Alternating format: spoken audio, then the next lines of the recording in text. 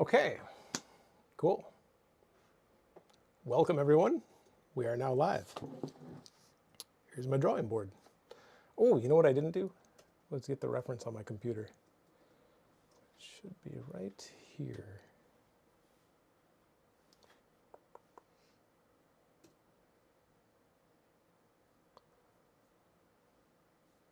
Huh.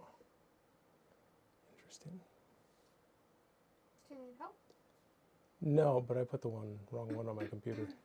All right. It'll be fine. It's just not cropped. Whatever. Okay, welcome everyone. I'm Brian, as I'm sure you all probably know. And we're going to draw a head, a human head specifically. Also, I'm hoping I have some paper here, because if I don't have paper underneath this sheet, we're going to be in trouble, and you guys are going to have to watch me get paper. Looks like I got one. Oh, okay. Exactly one page. Nice. That works out well.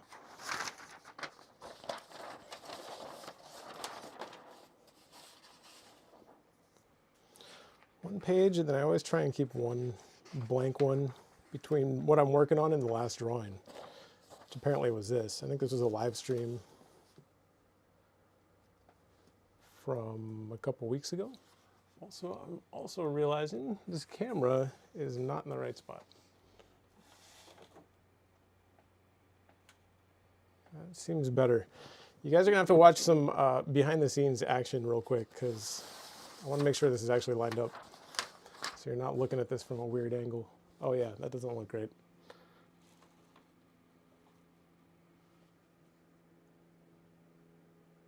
That looks a lot better. Okay. Anyway, this was from a couple weeks ago, and we will be drawing a male head today, but I don't know, figured we'd start out looking at this. Not sure why, mostly because it was on the top of the stack.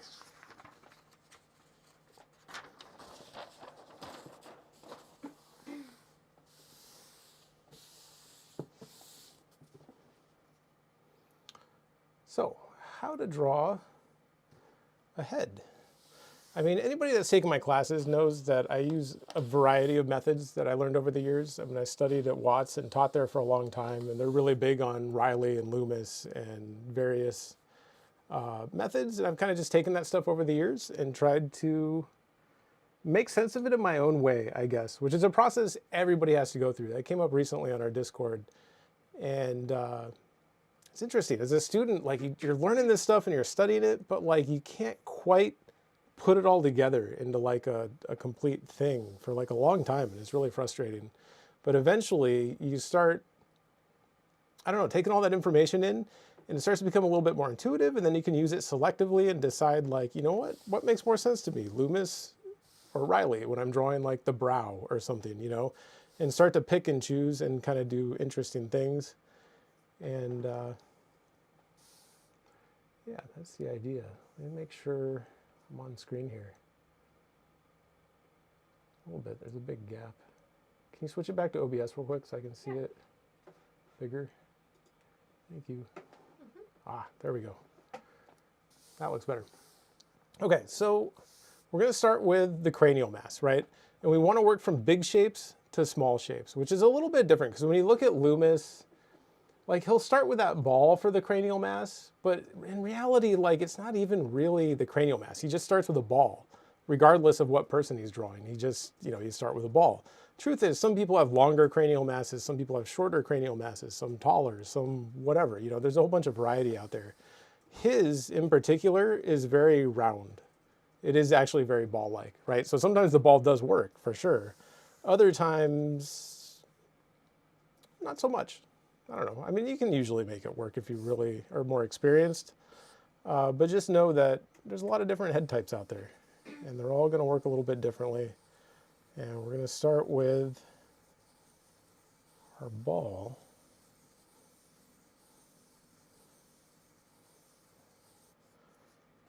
Hopefully a nice circle. Clean it up a little bit.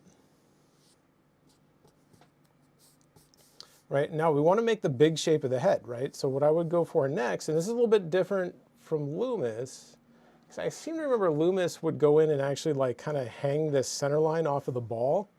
That's very awkward if you don't have a big head shape. I mean, it's possible. It seemed to work for him, although to be honest, even though that's the way the explanation is in his book, I feel like he probably didn't actually work that way.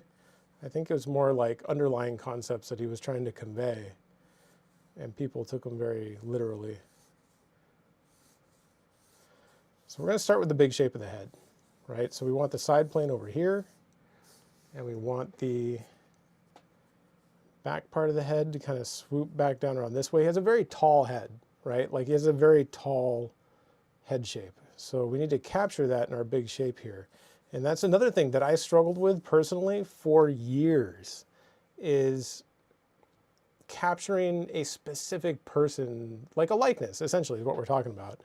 And it starts at this stage, right? Like if you want to capture somebody's likeness and you want somebody to look at your drawing and be like, oh, it's that person. You know, like this is where that starts. If this doesn't work out right, man, the rest of it is going to be really challenging to make look like someone. So we're starting with the big shape of the head, right? Before we even get into breaking it down. And again, this is something that I drew for a long, long time before I was able to really use it effectively. I'm looking for a rhythm from the back of the head that'll sweep down into the jaw. His jaw sits at quite an angle down here, right? Kind of like that. And then we get his chin off this direction, sitting right out front here. And then, so, I don't know, it's okay. It's not, I don't feel like this is the greatest head shape I've ever drawn, but not bad. I think it'll work. But it does fit him, I think. Like it's got that kind of taller look to it. Next, so we want to go from big shapes down to small shapes, right? Is kind of the idea, and break things down farther and farther. So we start with the big shape. Next, I would just pick a couple landmarks, right? Where's the back of the jaw and the front of the ear? Well, it sits pretty far back, right? It sits like way back here towards the back of his head. So it's like way back this direction. We also have, I don't like this little rhythm. That should be more like that. Right, next we have his center line, right, kind of running up this direction.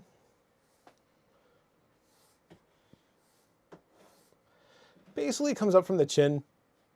Depending on the angle you're looking at the head from, if it's more extreme, it might be like off to the side of the chin a little bit. You have to, you know, consider the perspective that's happening. In this case, there's not like a ton of perspective on this photo. And, you know, it comes up from the chin, but not in any extreme sort of way. It can be pretty much towards the middle of the chin, I think. It's kind of what I'm getting at. Right, so that's looking okay. From there, we're going to have his hairline, right? Now, this is interesting because I've drawn him for a long time. And I always had a hard time figuring out where his hairline is, right? Because it comes down really far on his head. And yet at the same time, he has a lot of cranial mass like up in here. And so what I've realized over the years is he has a very tall cranial mass is really what it comes down to. And so on a lot of people, the hairline, or I guess the top of the head would be a lot flatter. But on him, like the hairline basically comes down pretty far, right? Maybe to about here. And is his head this round? No, probably not. We could probably adjust that a little bit, but he does have like a lot of cranial mass up above the hairline. A lot of people, I mean, it just depends. Again, it varies a lot from person to person, but some people have, you know, a lot of space up here, and some it's very, very thin, and the hairline rides basically right at the top point of the head, like it would be like up here. So again, it's all about like learning to observe who you're drawing. So like the first, just learning to draw a head is hard, you know, and then you go through what I used to always hear called the generic phase, right? And it sounds like a bad thing, but it's, I guess if you're, I don't know, maybe it is, but it's not that bad. It's a stage that everybody has to go through where you draw a head and it just looks like, it looks like a competently drawn head, but not a specific person quite so much, even though you are working from a specific person. And it's just kind of generic, right? Like there's nothing like super special about it. I'm just guessing on that ear placement right now. I'm keeping it. Basically, it's just going to be a little circle, and I'm just going to leave it like that because I might need to move it. But eventually, as you keep working, you get out of that generic phase and you start, as creating those generic heads becomes more intuitive, then you can start figuring out how to bend them and change them and spend more time observing specific people and what to do about them. What's up? There we go. That's better. Why is that so far to the side? I don't know. Okay, anyway, this will work. Sorry, we got camera placement issues. But that's kind of how I would break his head down. And it might be a little bit wide right now, maybe. Maybe not. Keep going. We can just bring this side in a little bit pretty easily if we need to. So from there, the other thing that I noticed about his head, and again, this is something that took me a long time to figure out, which is that the bottom third on his head is a little bit bigger than the top two, right? Like the top two are pretty equal. Bottom third a little bit larger. It's a pretty common jaw type on certain types of people. Like my jaw is kind of that way. I'm a big jawed person, I guess. And there's a number of models that came through Watts over the years, and like some that we work with that have like that bigger jaw section. So we're just going to break this up into thirds, but again, not quite exact. It's going to have to match him, right? And that's partly why I chose this photo, was to be able to talk about this. Because on most people, breaking this space into even thirds is going to work just fine. But every now and then, got to mix it up a little bit. What is going on with the camera? This is driving me nuts. There we go. Am I still on camera? I think it got twisted. Okay, so I'm going to measure these, make sure everything is correct. 1, 2. Those two are pretty close, right? Pretty close, pretty close. And the bottom one is a little bit bigger, right? So you can even just measure the reference real quick and check. And on him, it looks like we've got the top two pretty equal. Bottom third is quite a bit bigger on him, maybe even bigger than I just made it. We might actually need to shift these up just a little bit. Yeah, let's pull this up a little. You don't have to make big changes, right? Like, I mean, that's a really small distance right there, but it's going to have a big effect on the outcome. It's also partly what makes drawing so difficult is when you first start learning, things are way off, right? And so it's like, oh, well, this needs to move like an inch to the left. That's a lot. But as you get better and better, you start realizing like the tolerances to create specific people and specific things are actually quite tight. And it comes down to like millimeters, like little changes like that. Anyway, I think that looks pretty good. So again, we're working our way down, right? Big shapes down to small shapes, working down to, now we can kind of find where the separation between front and side plane sits. Just kind of over here. Roughly, right? So like,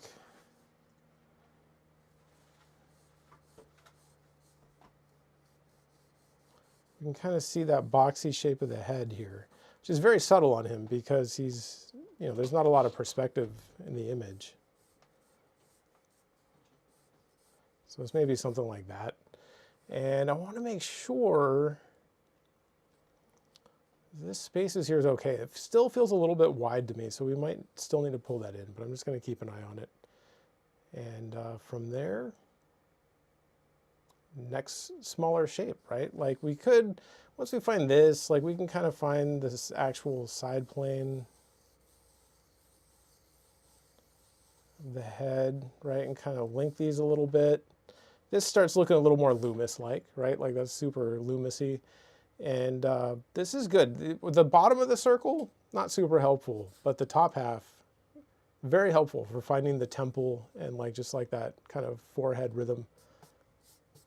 So then we can go for eye sockets, right? Because we kind of completed this level of detail, right? If we're working from big shapes down to small shapes, we've got most of the big shapes. We've got to move down to the next smaller set, which is going to basically be working into like the eye sockets and features and stuff a little bit here.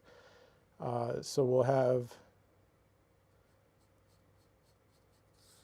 kind of where the glabella sits, you know, just kind of cuts in right there.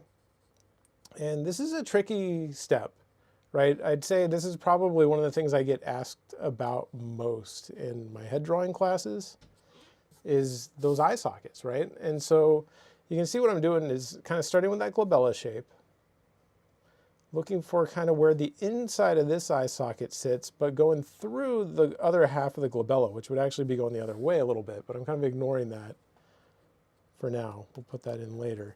And just looking for a nice like rhythm, and I'll show you why in a second. I'm going to do this first, and then I'll do like a little breakdown kind of explaining why I do it this way.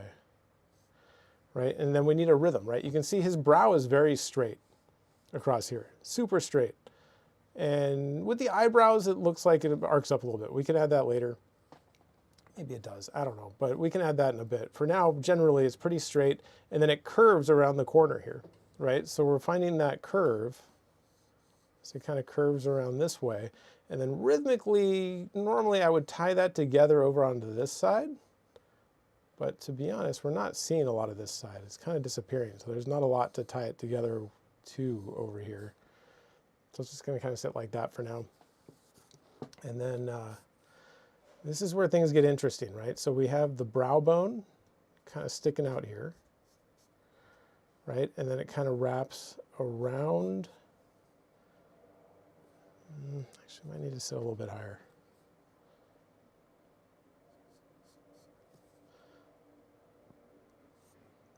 Kind of wrapping around this way and creating that brow shape, right? Now, I'm going to leave that for now and start looking for the rest of this section over here, which kind of cuts back in a little bit. And then we can start kind of connecting the bottoms of the eye sockets, which in this case, I don't know, just kind of sits like this. I'm just kind of doing like a simplified version of it here. And bottom of that eye socket kind of sits down here. Not even the bottom of the eye socket. It's almost more like the bottom of orbicularis oris. No, not oris, oculi. Which actually kind of drapes down over the eye socket a little bit. And then we'll come in here, right, find the sweep of the nose, because we have to be really careful out here in this area, right? The way the nose relates to the eye and cheekbone is critical, right? I mean, we've got to spend some time on that and make sure it works perfectly, right? So the general sweep of the nose, I'm going to say, I'm just going to judge the angle best I can, coming down that direction, right? Double check.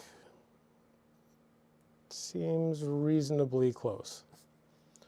Don't need that much more. I mean, we could draw the rest of the nose at this point, but I don't know. We're kind of focused on brow, so I'm going to stick with that. Cheekbone is going to come out here, right? And I'm being really careful with this distance right in here and making sure that kind of matches what I'm seeing in the reference and makes sense logically and just looks right, you know, is one of the main things. From there, cheekbone's basically just dropping straight down here pretty much.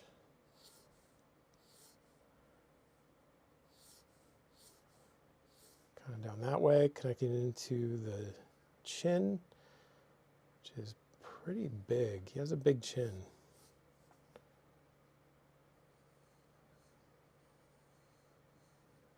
Keep your lines very simple, at least in the construction phase. Later, when you get into like the rendering part, you know, if you want to go nuts and do something really complicated, awesome, go for it.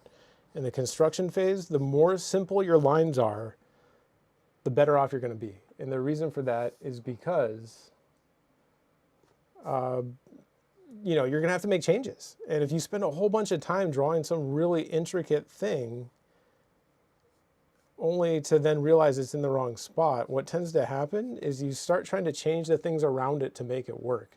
You know, because you're like, man, I spent so much time on this nose or eye socket or whatever, and it looks cool, but it doesn't work with the rest of the head. You'll start trying to force it. And in reality, what you need to do is just erase it and do it again, you know, which is why if you didn't spend a lot of time on it and you're using your basic, you know, strokes, which are like C curves, S curves, and straights, and constructing things really simply out of those 3 types of marks, then when you have to erase something, it's not a big deal at all. You're just like, well, that took 2 seconds to draw anyway. It's like literally 2 lines. I may as well just redraw it real quick. Okay, his nose kind of sweeps down like this.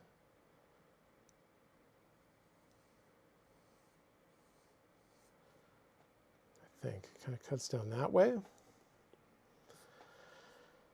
if we can find the width of the nose here. Another Loomis-y kind of thing, but I don't really agree with the way Loomis does it. The way he does it works some of the time. And in fact, I think it would work in this case, definitely. But he always shows, like, you're basically paralleling this line here, right? Am I way off to the side of the screen again? Yeah, let's zoom in here real quick. Right, so we've got this line and this line parallel. Loomis says this line goes from the edge of the nostril and then it parallels this one and it'll lead you back up to the tear duct. On a lot of people that works, right? But not everybody. And I've never read the Loomis book. I've copied the drawings a million times, but I've never sat down and actually read the text. So it's totally possible that he has like something written in there saying like, hey, be careful. You know, this is just a general rule, but I've never heard about it, but it could be. But on a lot of people, the nostril is a lot wider than that. Or some people have like more close set eyes and it doesn't line up that way. Or, I don't know, I mean, there's a lot of ways that doesn't work that I've found over the years. And just watch out. Watch out for those rules, you know. You need to learn them at first. And that's what they're good for, is kind of training your brain to recognize specific things. But then eventually you start to realize like, oh, wait a minute, a lot of people's noses don't work that way, right? A lot of people's noses are a lot wider than that. And, you know, if you don't draw it that way, it's not going to look like them. Then you end up in a situation where you've learned all these rules, and that's kind of where you get into that like generic head look, right? And you're like, well, wait a minute, I followed all the rules, everything works. Why does this head not look quite right? And that's why. Just something that used to happen to me all the time, which is why I know so much about it. Sorry, off screen a little bit. Forgot I was zoomed in. Hopefully, I don't know why I'm still so far off to the side. Okay, measure these, right? We break the bottom third into thirds. This is not it. We got to adjust those. Also, there's an ant walking around on the board. Oh, well, I just blew it from one part of the board to the other. Now he's on my leg. Go away. Okay, there we go. So those thirds, that didn't work out.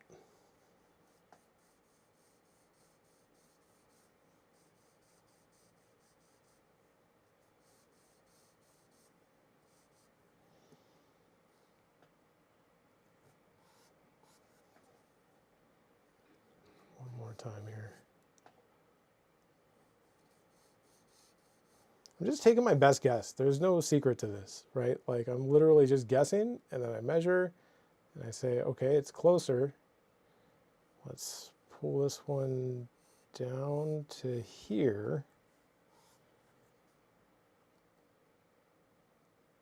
Boom, boom, boom. That's pretty good. That's pretty close. Now, what do we do with these thirds? We are going to design the mouth and chin around them, right? So basically this line is the bottom of the top lip.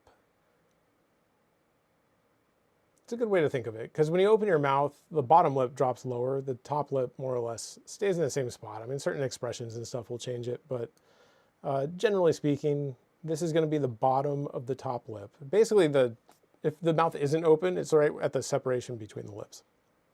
You know, this down here is the chin.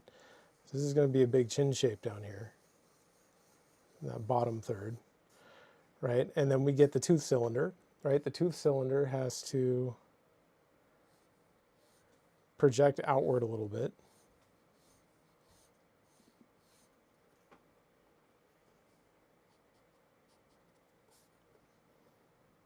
If at first you don't like the mark you made, just do it again.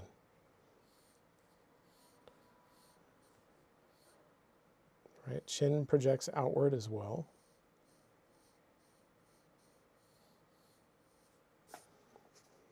Going to sit about like that.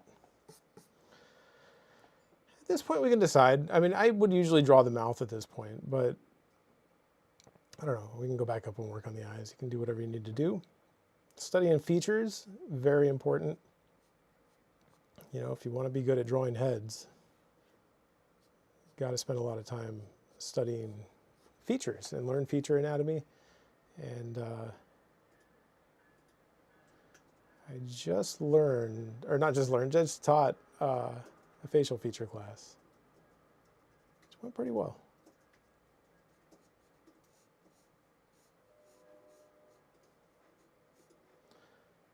All right, the node. So there's, I don't want to get into it too much, but the philtrum is kind of like this little indentation above the lip that sits there.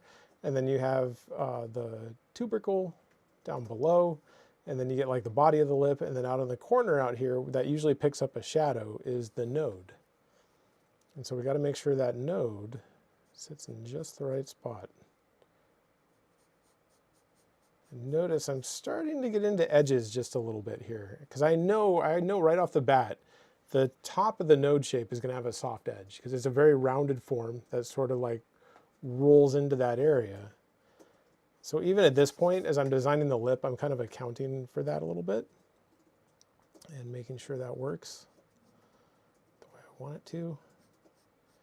The other lip pops out this way and around. Then we get the node shape out here. This actually needs to come out farther. Again, I'm going to use a plumb line and say what is directly below the edge of the nostril. It comes out a little bit past the nostril, but not much. Right now it's about even with it. And can come out just a tiny bit more. Just past it. Right, and then what's interesting is the node and a lot of the muscles and fat in the cheek is kind of pushing out past this line. Notice I started with like a simplified line for the side plane of the head here, and then we're going to go in and add a little bit. And it's tough. I'm going to do this now because it needs it, right? Because the lip shape, like the node shape out here, actually extends beyond this line a little bit and sits like out here.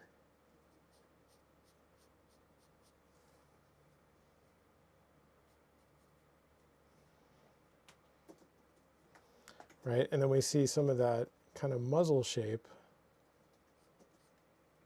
kind of get pulled down this way and then back in.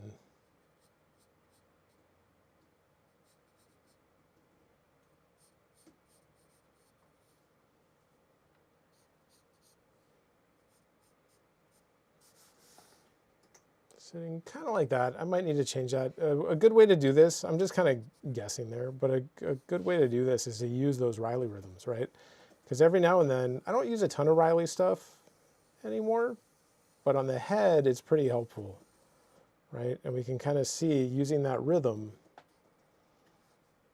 how that circle is going to follow right down around here, kind of back in that way.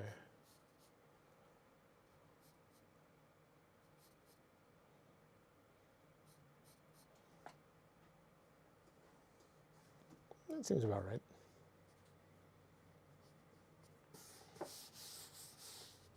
You know, it's starting to look like him a little bit. So we need the bottom part of the lip, right? Because it looks a little bit weird right now. So we got to find that tubercle shape. And drop down here.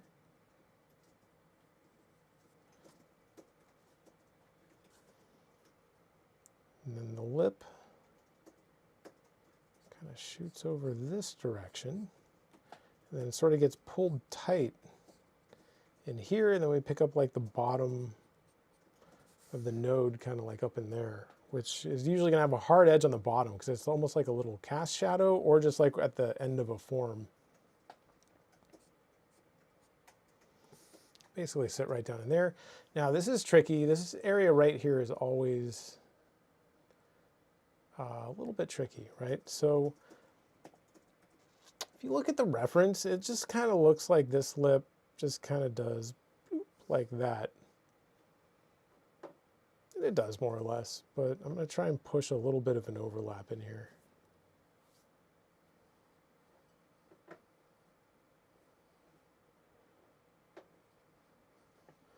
This bottom lip is pretty thin, so we don't want this to get too big. I want it to feel like this one's coming down and wrapping around this one a little bit.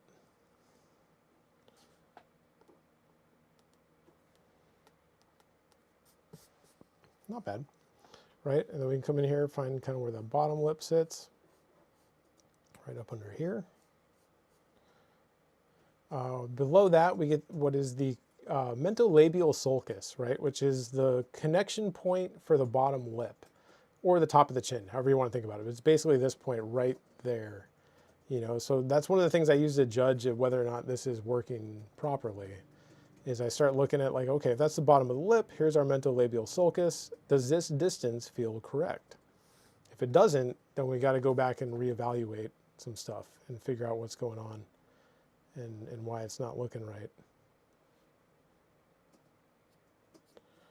That node shape on there. Right, kind of sitting back out there. And if I can get this thing on the screen better. There we go.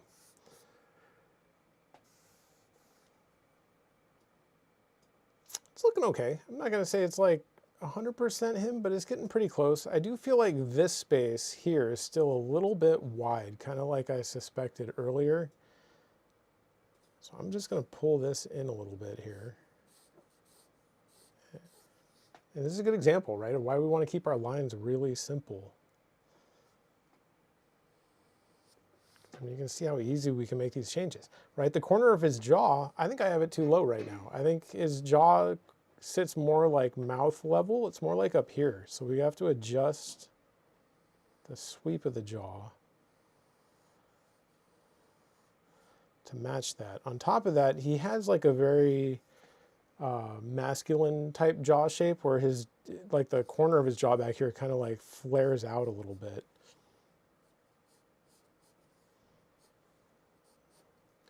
You know, and then it kind of cuts back in a little bit. And then it sort of cuts down to our chin shape down here.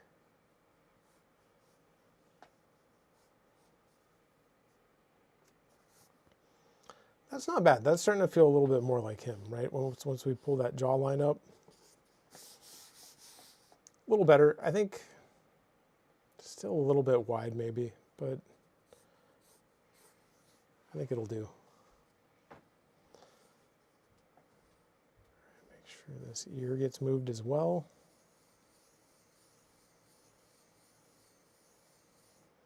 Again, keep it simple right now.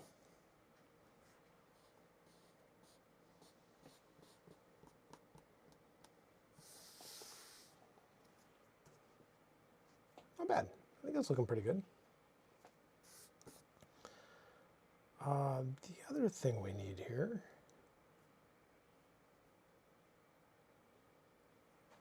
is eyes. Eyes would be good. Also nostrils, right? So we can come up here, or I guess the opening of the nostril to be more specific. Maybe adjust this shape a little bit. You're going to see the nostril opening kind of like cuts up a little bit.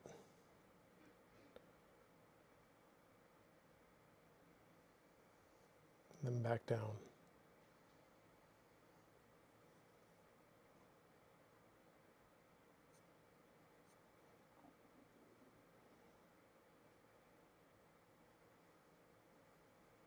So basically on the second pass, we're just refining our shapes, right? And making it look a little more like his nose, right? And figuring out how all this stuff kind of fits together. We'll say his nostril, actually that's not bad. You can sit a little bit higher up and then also be a little more round down here.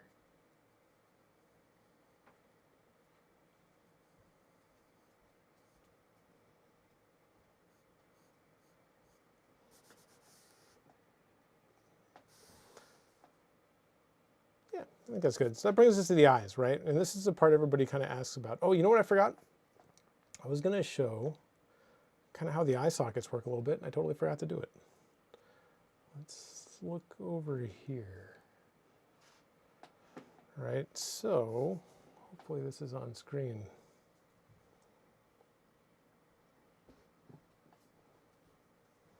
If we think of a box, can you switch it to OBS real quick so I can see what this is actually looking like?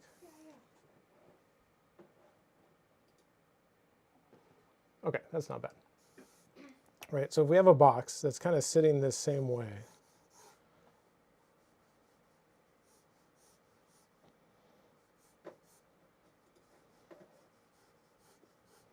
if you want to get good at drawing, you have to get really good at drawing basic shapes. Can't stress that enough. It's really critical. Okay, so here's our box, right? It's kind of sitting like this.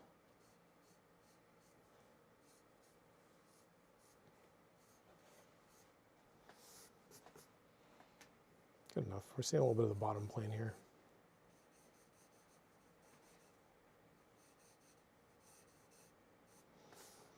But the idea is we need to be able to find the center line. And then say we break it into thirds and we're like, here's maybe, I don't know, we'll just say, here's the hairline all the way up the top, maybe, because we're looking up at it a little bit. Break this into thirds. So something like that. And then what we're looking for with the eye sockets, when I was creating this, I meant to show this when I was drawing the eye sockets, but it kind of has to do with why this works the way it does and how everything is kind of like sitting at that same angle a little bit all the way across. Now, depending on the person, that might not be the case. It is on him, but he has a very prominent brow shape, which kind of helps with that. But what we're looking for is cutting a wedge out of the head, right? So the easiest way to understand that is kind of like in box form. I'm going to shrink this side of the box a little bit too. Feels a little bit long.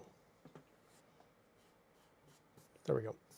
Right, so generally speaking, the bottom of the wedge is going to sit about halfway between our halfway between our middle third here. Right, so that wedge shape will go there. And then what's happening is we're literally like cutting a wedge out of the box, right? And so this is kind of the idea.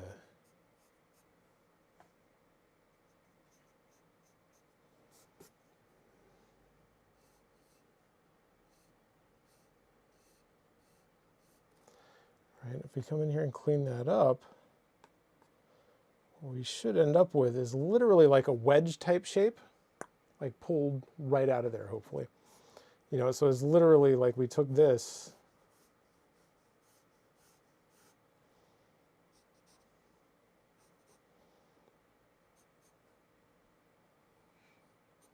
we took this piece and pulled it out. And that's kind of what we're doing here. The problem is, like, people's heads aren't perfect boxes, right? Eye sockets aren't perfect wedges, but it's the same concept, just bent and changed to fit our head shape, right? And make sure that everything works properly. So I think I would have drawn a better box for somebody that just told everybody you need to learn to draw really good boxes. There we go. I think that's better.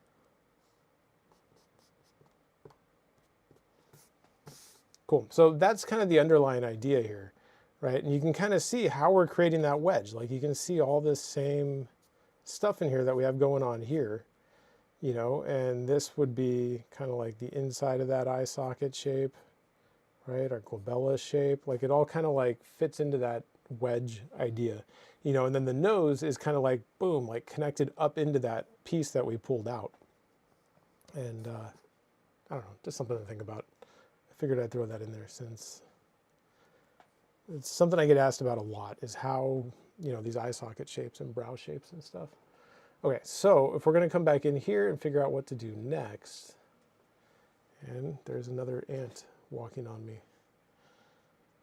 Seems to be that time of the year. Right, so we'll come back here and find how do we break down these eye socket shapes further, right? Like we got some good shapes down, but now we got to put eyes in them. And we need to figure out where the actual opening of the eye socket is, remember? So when we do the thirds, this line it's not the opening of the eye socket. What it is where the brow bone protrudes out the farthest, right? Which happens to be right where the eyebrows meet in the center of the head. You know, so this line runs right through where the eyebrows start, right? Which on him are going to be like here and like here. Right, something like that, like there and there. But the actual opening of the eye socket itself sits a little bit lower, just below that. Now it depends on the person. Some people have like big, thick brow bones. Some people much thinner. Some people, the opening will come really close to that line, and some it'll sit a little bit lower, right? He has a pretty prominent brow bone. And so you can kind of see that there's like a good little gap kind of between where that line would go and where the actual opening of the eye socket is underneath here, you know. And so we need a way to, again, use our rhythms to try to tie everything together, right? Notice that's what we're doing here with this line, with this circle I put in here. They're rhythm lines, you know, and they're helping align the two sides of the head. So we need to do the same thing on the inside of the eye socket. So we'll have this, and you can see like he has a lot of bone right in here, right? Like that brow bone comes over, wraps around, boom, locks into the cheekbone right here, but it's pretty wide between where the end of that bone is and kind of where the eyelid starts to start. And then we get the same thing over here, right? Kind of like that. Get the thickness of the brow bone. And then we have to figure out how do we lock these together. We do it the same way we did at the top of the brow, only hopefully in a way that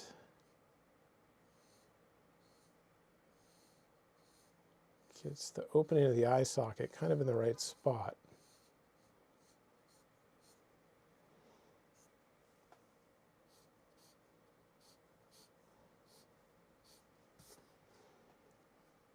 Certainly pretty good. Usually I'll just draw a line, like a straight line that runs through where the tear ducts are going to sit. So I'm like, okay, what height does the tear duct sit at? In this case, it sits higher than this point, right? Because like if we drew a line straight over from the tear duct, it would be like here, not really down here so much. So we're just going to see if we can drop it in there.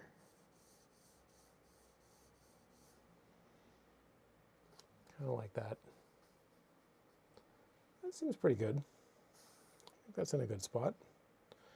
Might be a little bit high, but I don't know. We'll figure that out once we start drawing the eye. We have a funny question. What kind of funny question do we have? They asked first name, last name. That's a pretty good name. They asked if you ever used Stan as a nude model. Proco? As far as I know, Stan hasn't done any nude modeling, but maybe. While I was at Watts, that wasn't something I ever heard mentioned. So, and he left Watts maybe about a year after I started there. Yeah.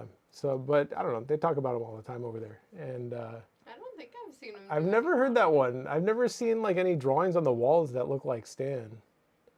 But maybe, I don't know. You know what though? There's a drawing of a very saucy drawing of Jeff that was on the wall for a while. Yeah.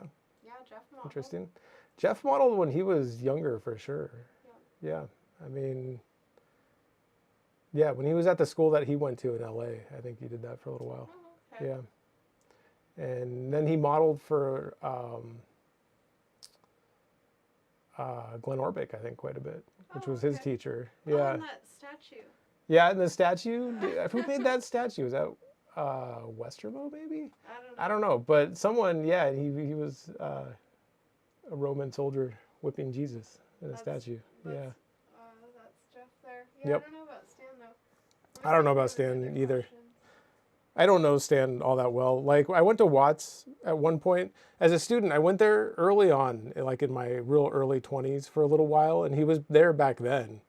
And it was a much bigger school. Yeah, being Stan was there back then, but I was much less serious about it. And then when I came back like a decade later and was like, wow, I don't like regular jobs all that much. I need to get really good at this. Then all of a sudden Stan left and was gone and started Proco. And I don't know Stan all that well. It's just there are a few other comments saying that your drawing is getting a little Bridgman-esque. Are you using some Bridgman in there? Bridgman is not somebody I study much for heads. Everybody I've studied for heads in the past was always either Loomis or Riley or Vanderpool for features. With Bridgman, I don't know, to be honest, I don't like Bridgman's heads all that much. I think they look a little bit odd. And Reed happens to have a head that kind of fits that Bridgman type. So I might end up looking that way, but I didn't copy his heads. What Bridgman was good for is I like the way that he draws features, like individual features, and breaks them down and designs them the same way he does the anatomy, like for the rest of the body, which is really cool. I like that. I've studied that quite a bit, like his features, but for some reason when he draws a whole head, it always looks a little bit weird to me. It looks like the Asaro head a little bit, like they have that big flat spot in the middle of the forehead. I don't know why I keep putting the Asaro head where I can't reach it. Every time I do one of these, I end up wanting to talk about it. But it has like that big flat spot right in the middle of the forehead, and it pushes the glabella shape down really low. And I've always suspected that John Asaro probably studied a lot of Bridgman heads, is my theory. I have no idea if that's true, but they look very similar to me. And yeah, I don't know. That's not sure where I was going with that, but that is the case. Before we get into the eyes, let's get a hairline on here. Right? A hairline and maybe a neck, and just make sure everything reads the way we want it to. You know, because we don't want to get too far just to realize something isn't working. So our hairline's about here. Notice I'm going to keep that line nice and soft.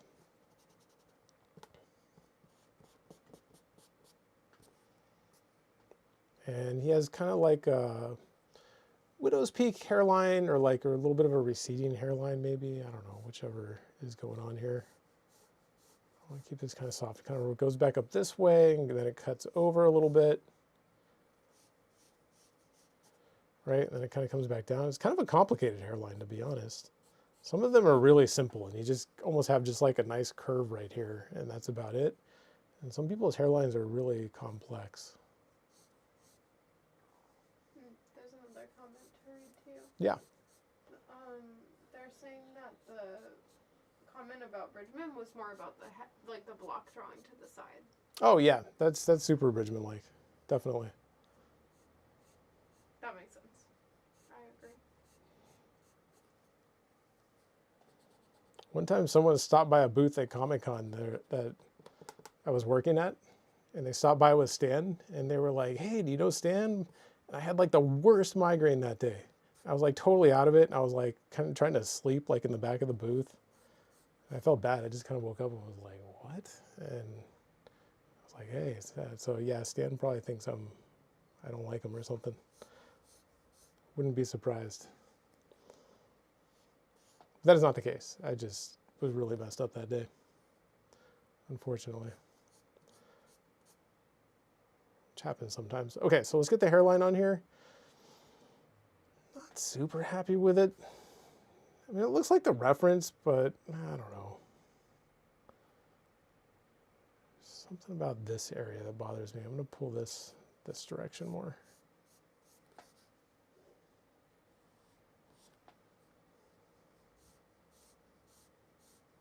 pull this down this way just a little bit more.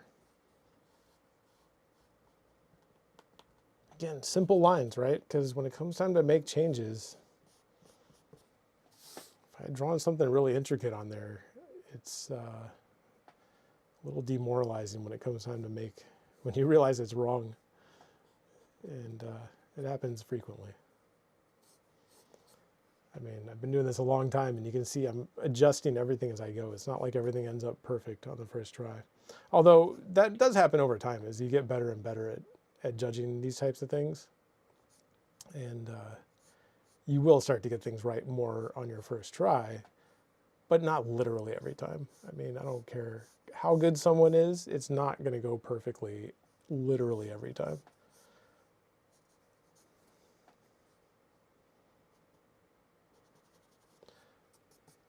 Okay, quick hair shape. Kind of comes back this way. He's got a lot of hair up here.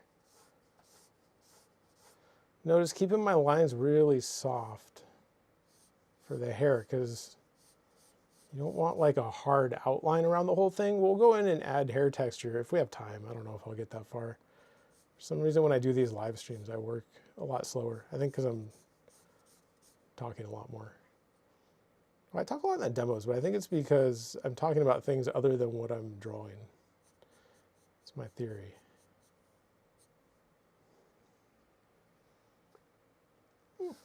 Seems okay. Zoom out a little bit more here. See if we can get the whole thing on screen. Not quite him. It's still a little bit wide, to be honest, which is a little unfortunate. Let's pull this in.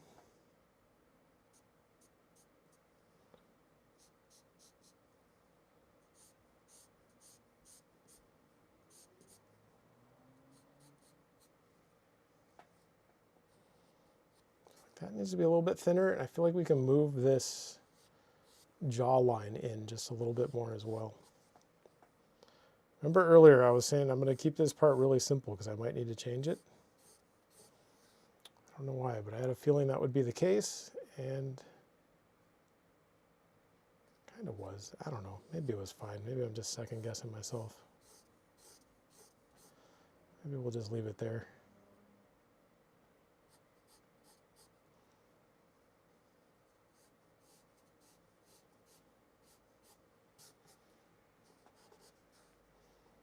A bit better ear shape, maybe.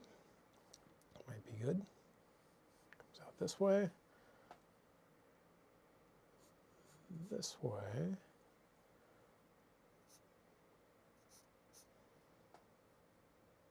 Ears are tough. They're deceptively simple. Like the anatomy involved in learning how to draw an ear, it's not that bad. Right? Like you can, there's only a few parts. You can learn all the parts in a day. But learning to like design them in a way that looks cool, it's challenging.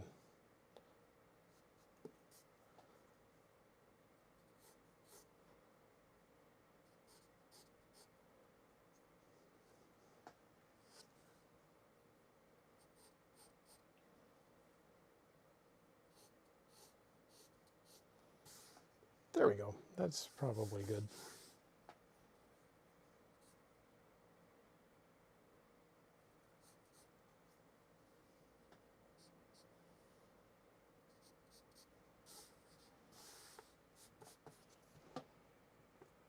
I don't know. Good enough at least. We can come back and make more adjustments to the hair later.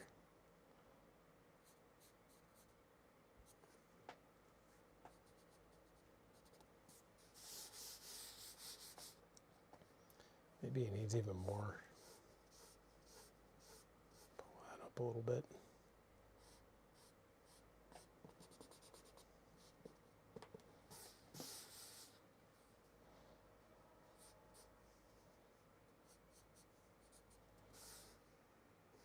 Get a neck on there too. That might be good.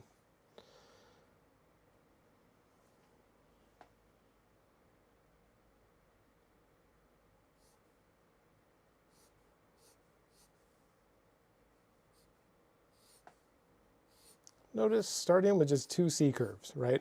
People ask about necks all the time. I'm trying to figure out a good way to work neck, like neck anatomy and how to draw necks into a class.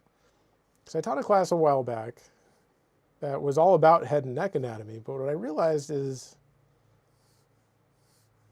like learning the head anatomy, like in terms of actually like the muscles and of the head and like all in the face and stuff, I don't know. It's not something you need until you really start getting into like expressions and how expressions work and wrinkles and like more complicated stuff. And like most of what I teach is geared more towards, I don't know, fundamental type stuff, I guess. And so I was teaching that class and I was like, this is starting to seem like too much information.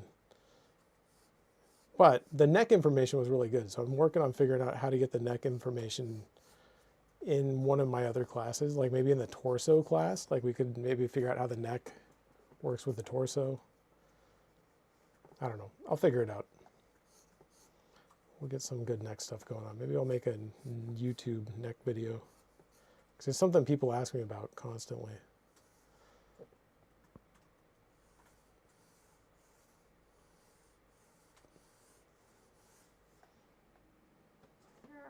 More comments and questions I can read to you. Okay. So, the person who asked about Stan, yeah, he says he asked Eric the same question, and he said he's only drawn Stan nude from memory. All right. That sounds like an Eric kind of answer. Yeah.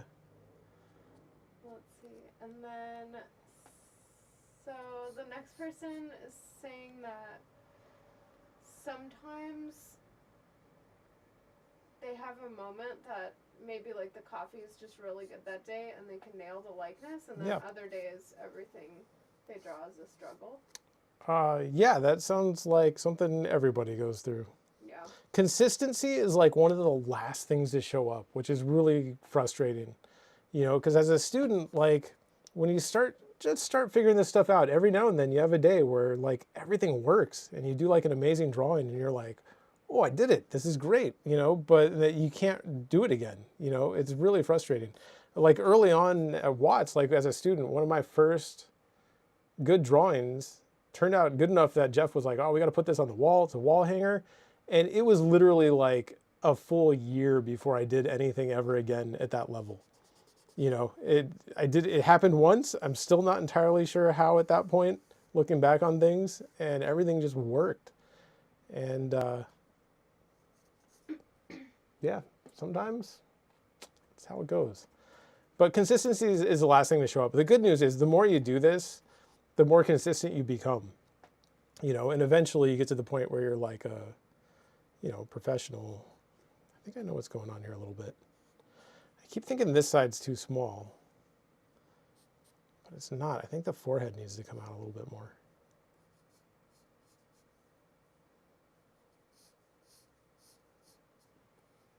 That looks a little better. But yeah, I would say don't, you know, if consistency is a problem, don't worry about it too much. As long as you're practicing consistently, eventually that will stop happening.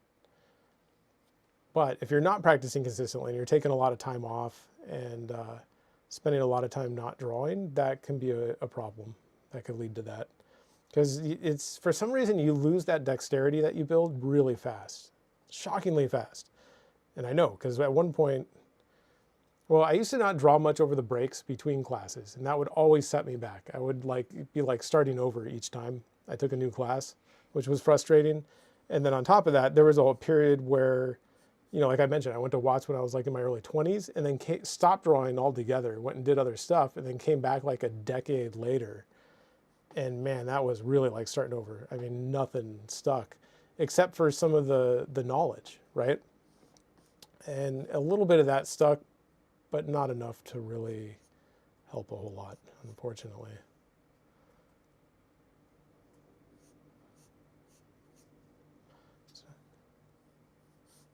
But eventually, with consistent practice, it came back, apparently. So there's a couple more questions and comments here. Okay. So that same person said that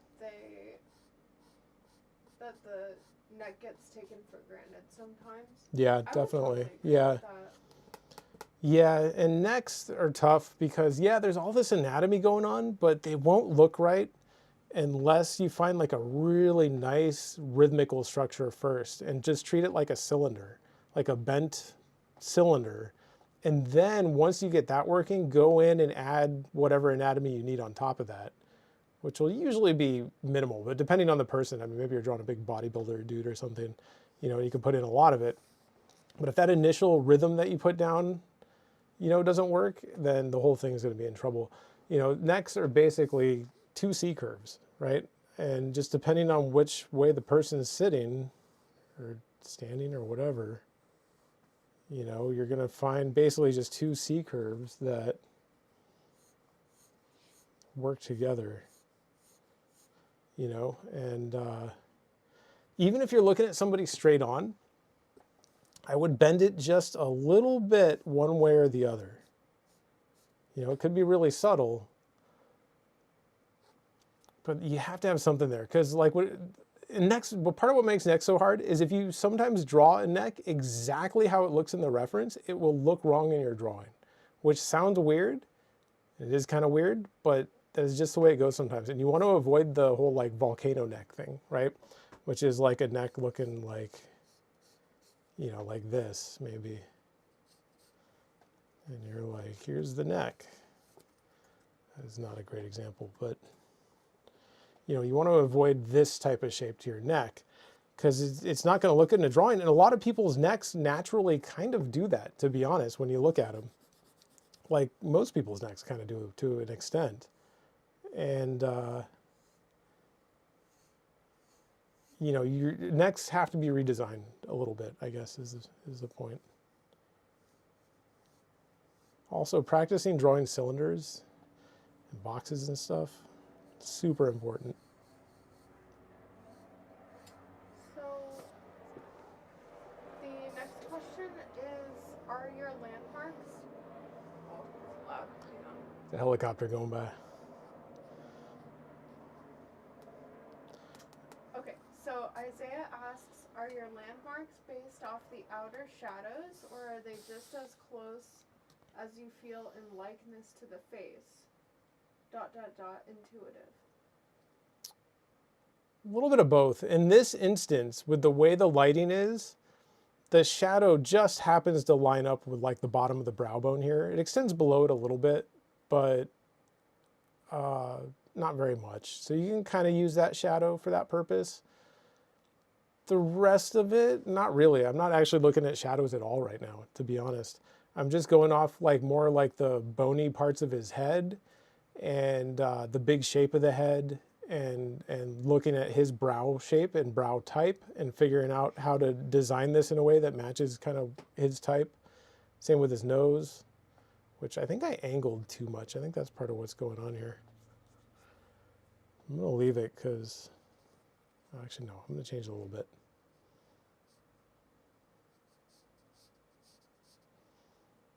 Pull this down just a tiny, tiny bit. But yeah, not really shadow landmarks.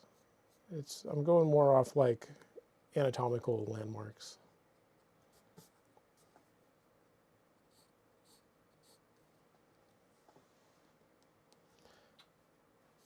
Okay, so next question is from Sade or Sade. I'm not sure how they say their name. Okay. It is the Discord a part of a paid class? The Discord, our Discord at least, is free. Well, if you want to join our Discord, all you have to do is create an account on our website, which is free, right? You just create an account and basically at that point, you'll be able to log into the student dashboard, right? Which is like the back end of our website where you can see all your classes and stuff. Only there won't be any classes because, you know, you haven't signed up for anything. But when you go look at that student dashboard, you can kind of see how everything works. And then also on that initial page, when you log in, down at the bottom, there's a big thing that says Discord. I can't remember exactly what it says. It has a Discord logo. You can see it. Yeah, it's just a link. like It's just a big. Discord link. Yeah. It's pretty big. And you just click on it. It takes you to our Discord. And then you got to read stuff on the first page of the Discord and click the little thumbs up button, and then you're good to go. And you will be in our Discord. You can post stuff. You can ask me questions. You can ask all the other students questions. And yeah, that's pretty much it.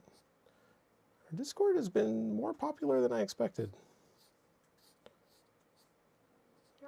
Or at least it got popular more quickly than I expected. I mean, I knew at some point we'd probably have a lot of people. But yeah, there's people posting stuff in there every day, which is cool. I try and go in there. I go into our Discord. I try to go at least once a week because, like, I don't know, I have a lot of stuff I have to film. I can't spend a ton of time on there. But I go in there at least once a week and look at everything and leave a bunch of comments and stuff, answer any questions, and then more often than not, it's probably more like 2 or 3 times a week that I have time to go look at what's going on in there. And yeah. So yes, join us on Discord. Okay, let's put some eyes in here. I've been putting this off because this is the hard part, but let's get some eyes.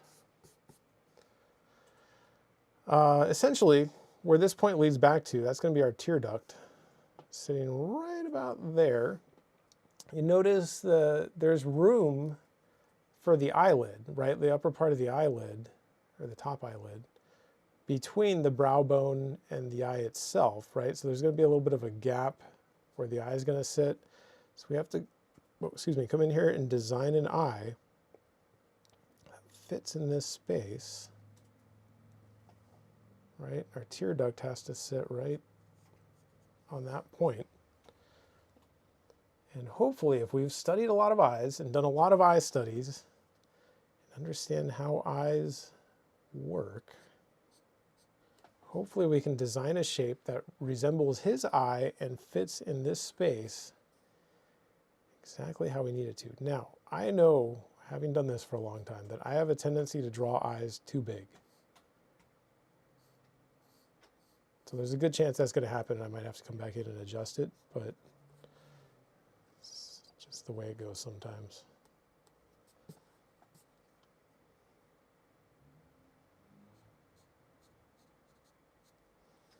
A few more questions for you. Okay. So the next one's from Celsius. He says, "Hey guys, I have heard that there are moments in artists' lives, Yeah. where they make something so good that they look back on it and think, how the heck did I do that?" That's not a comment, but. Yeah, I've heard that too. I mean, I've heard people at Watts say that, and you know, they have a pretty methodical way of working. Yeah. It can be mysterious sometimes, because once you get really, really good at this stuff, like a lot of it becomes intuitive to the point where you don't have to think about it. And that's the goal, right? Is you want to get to that point. It takes a lot of effort, but once you get to that point, sometimes you're just working and stuff happens, and then you get done and you look at it and you're like, man, how did I even do that? Can't say I personally have had that experience. Although, except maybe that very first wall hanger I got was still not entirely sure how that happened. It happened way too early.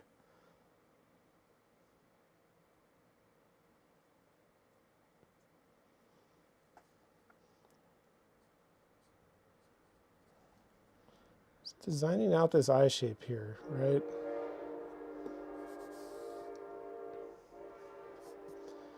And is it too big? Maybe, but I'm going to keep going for now. Still can't quite tell.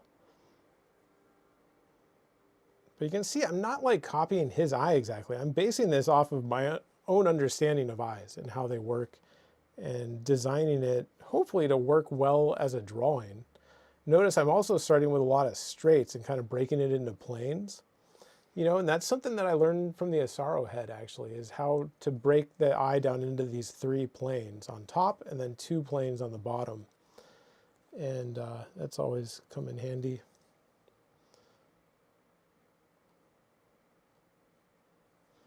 We can get this on here.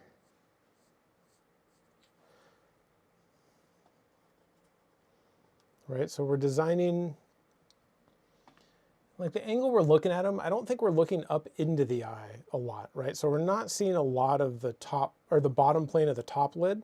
see maybe a little bit of it here, maybe a little bit here, but mostly that kind of disappears, and we're seeing a lot of the top plane of the bottom lid down around here, right? And then the bottom lid itself is kind of cutting down this way, down around this way a little bit, and it kind of cuts back up. You know, and then now remember that upper lid is tucked up under the brow bone. So we've got to figure out where that's going to sit. It's kind of like here. And then it basically just rides right up on this line, right? If this line is the opening of the eye socket, that's where the eyelid is going to tuck up under there.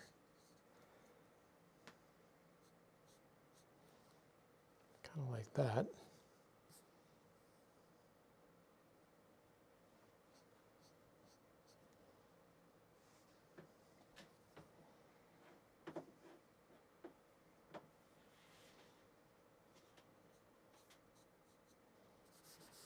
Right, kind of sits in there like that. Now we can go back in here and round some of this stuff out a little bit, right? We don't have to have corners. I kind of like the way it looks, but it's not super accurate in terms of, you know, his eye specifically. Well, there's a bit of a corner back here. Can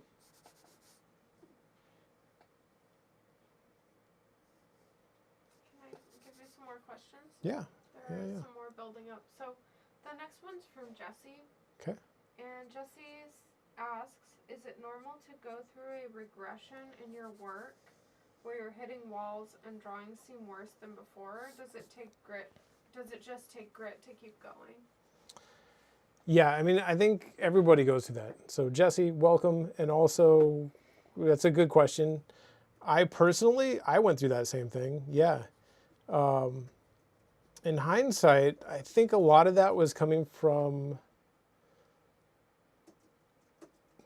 it's hard to say. A lot of that was partly coming from the fact that I had long periods of time where I wouldn't draw, right? Like I would take I guess way back then they were 10-week classes. So I'd study for 10 weeks and then they'd have a 4-week break. You know, when I was a student, at least back at first, I would not draw anything for 4 weeks, right? And then when I came back to the next class, yeah, I mean, you go way backwards at that point. And, you know, that doesn't work out super well. So if you have like long periods of time where you're not drawing, you're going to go backwards a bit. And also, I think that just happens naturally. Like even now, I've been doing this for a long time, and even now there are periods of time where I feel like everything just kind of works and I don't have to think about it a lot and I can just draw, and other times where it's really a struggle. The good news is, as you get better and better, those days where you struggle still turn out reasonably good, right? Like you still have like a passable drawing when you get done. And, but when you're a student, you're like learning this stuff, the difference between your good days and bad days are really dramatic, you know? And if you're having an off day and things aren't going well, it's really bad, you know? And it feels like you really go backwards a lot. I would say, like in terms of like what to do about that, part of it, yes, is like, yeah, you just don't give up. But I would recommend mixing things up a little bit. Like if you're just doing too much of the same thing over and over, I think that can maybe happen. And you might want to say like, actually, let's mix this up and go do a little bit of like quick sketch or something, or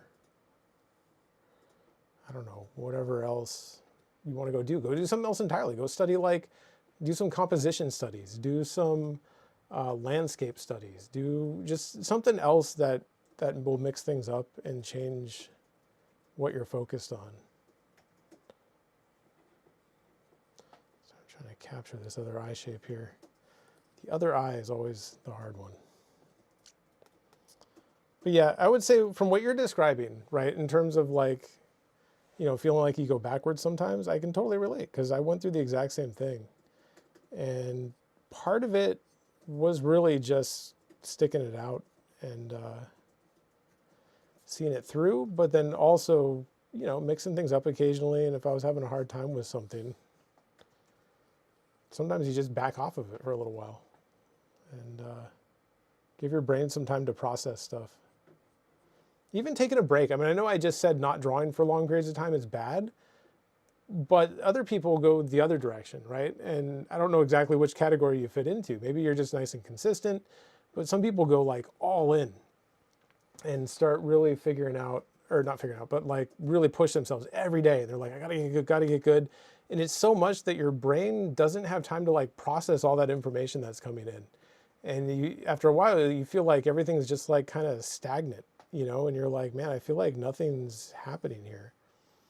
And in that case, I would say actually take a little bit of time off, you know, and try and figure out, I don't know, just give your brain some time to actually process things. It's really important.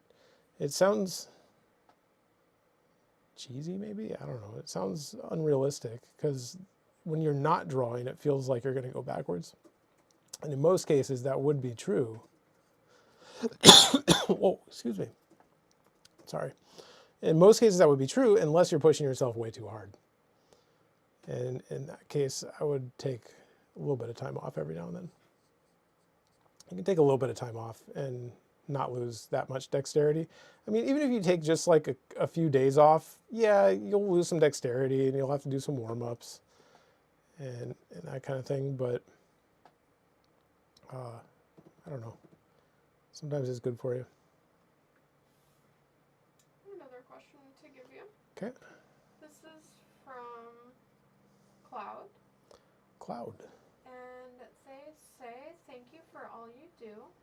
Question, when you started drawing seriously, did you keep notes in a journal after every drawing session in order to reflect on what you learned or struggled with?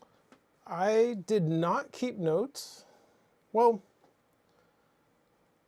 certainly not in a journal, but that's just my own personality type. Like I've seen a lot of students do that and I think it's good. My notes essentially were my drawings, you know, and if a drawing went really well, it sounds weird, but if you look at this, right, like I've got a million drawings on this pad. I used to do this a lot. It would freak people out at Watts, but you can look at all these drawings on here. This is way too many to have on a pad, but I do it anyway because sometimes when I sit down to draw, if I haven't drawn for a little while, it'll feel really unfamiliar. And for some reason, going back and looking at old drawings that I drew kind of like brings back that feeling of drawing them. And then suddenly like everything works better, you know? So I can sit here and be like, oh, that's right. I did that, I did that. And so in a way, these are kind of like my own notes, right? Because I can go back and look at these. And so when you're a student, it's the same way, right? You're going to be doing anatomy studies. You're going to be doing all kinds of studies and things. And I would recommend keeping those and figuring out how to use those as your own notes, you know? And that's kind of the way I teach my anatomy classes too, is like the first week, we just go over all the anatomy, which is boring. And it's a bunch of like layers of tracing paper and stuff. Once you've done that, keep it. This is what I used to do, is you kind of keep it, and it becomes your own book that you made. And for some reason, when I refer back to my own thing, it works a lot better than, I don't know, than just looking something up in a book. Don't know why that is exactly, but it is. But I think the journal idea is good. I mean, just because I didn't do it doesn't mean it's a bad idea. I think, oh, sorry. I was working on the jaw down here a little bit. Okay, so we got all our features on here, right? And I'm not going to say I got like a perfect likeness, but I don't know. It's good enough for demo purposes, I think. And we need to come in here and find...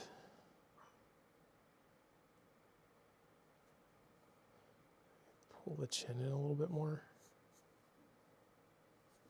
Nah, it's probably fine. I'm going to stop worrying about it.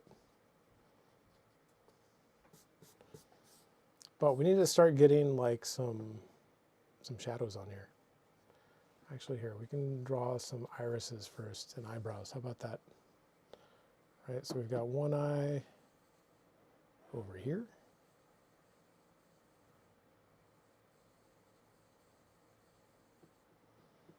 The other eye over here. It's basically just a guess at this point, and then I'm going to come in here and try and lock it down.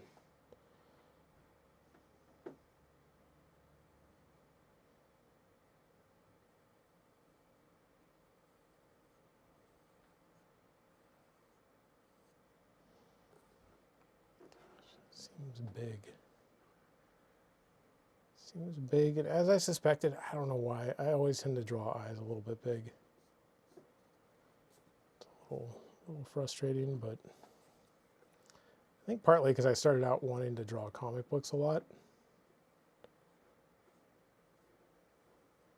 I like anime and stuff, and they all tend to have kind of big eyes.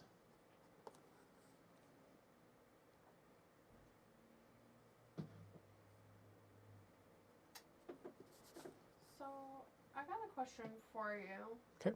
This is from the very beginning of our stream, from Yeah. Isaiah. Yeah. And it's related to shading, rendering. And I told him I would ask you when you get to that part of the drawing, because he asked at the very beginning. Yeah. So this is from Isaiah. He says, would you mind explaining the concept behind the shading technique you use? For example, you have a head there, yet the far side of the eye will be in shadow. Yeah. So I'm not sure what you mean by the far side of the eye. So Isaiah, if you're still watching, it's a good question. But yeah, I'll tell you, I mean, right now for this piece of reference, both the eyes are in shadow. You know, so they'll both be in shadow.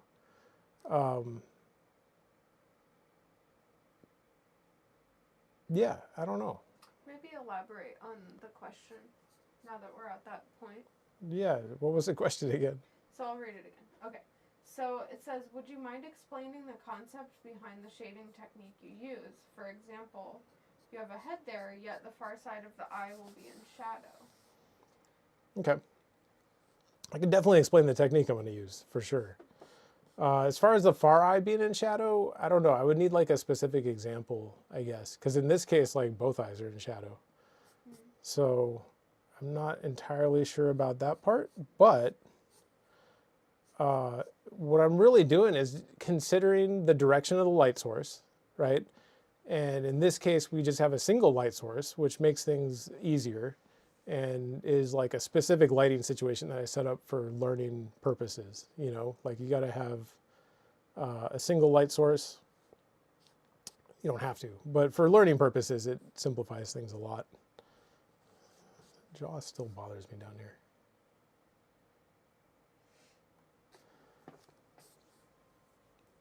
And try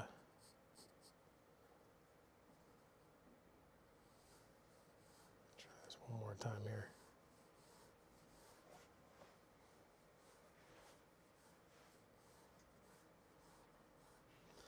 Yeah, and then we're just thinking about the forms, right? So understanding the underlying forms is really important, right? Is something round or is something angular, right? If it's round, how rounded is it? Is it a rounded corner turning really fast? Is it turning really slow?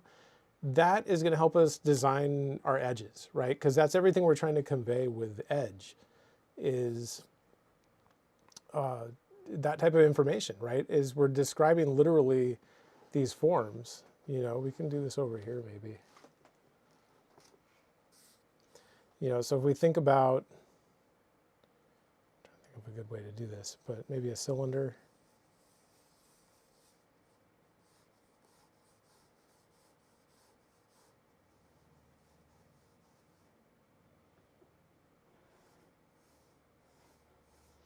Kind of sitting like that, right? This is a rounded form. And rounded forms, as they roll into shadow, create soft edges, right? So if this is being lit kind of from this direction, then as this rolls around, we get soft edge, right? And it's going to be, and a soft edge is essentially just a gradient, right? It's just a shape that ends with a little gradient. You know, it's going to sit basically like that, nice and soft. And then this part down here gets filled in as shadow. And this part up here is in the light. You know, if something's really angular, you know, we come and look at like, I don't know, something like a box or something, or I'm trying to think of what a good example would be here.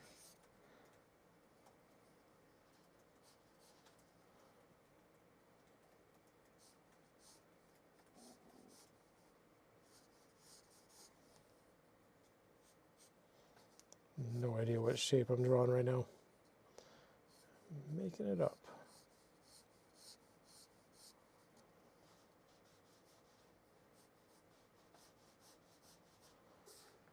some sort of box-like shape. And say this is being lit from above also, right? It's being lit from this direction. So this plane is going to pick up light. This plane, not so much down here, right? That's going to be in shadow. So essentially, this would be our edge, which is just a line, which seems weird, but it's going to become a hard edge, right? So we would have a soft edge on this rounded form, a hard edge over here, right? This would get filled in. This would be in the light, and the type of edge that we have, whoops, is going to be a very hard edge here.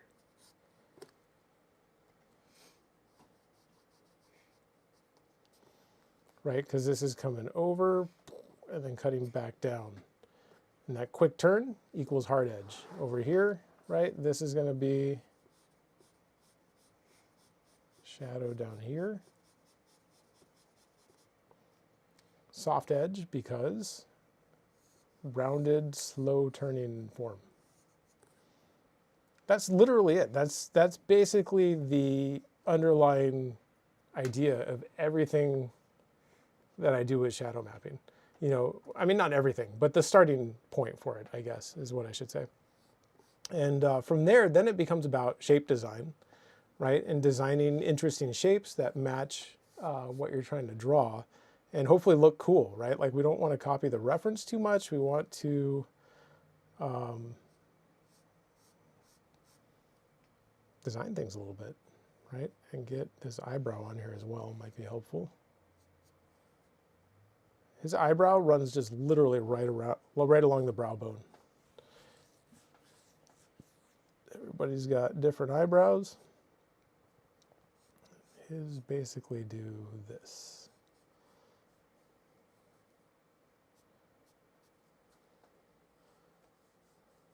I mean, they're very, very simple shapes. All right, I just want to put these on here first, and then we'll go in and find.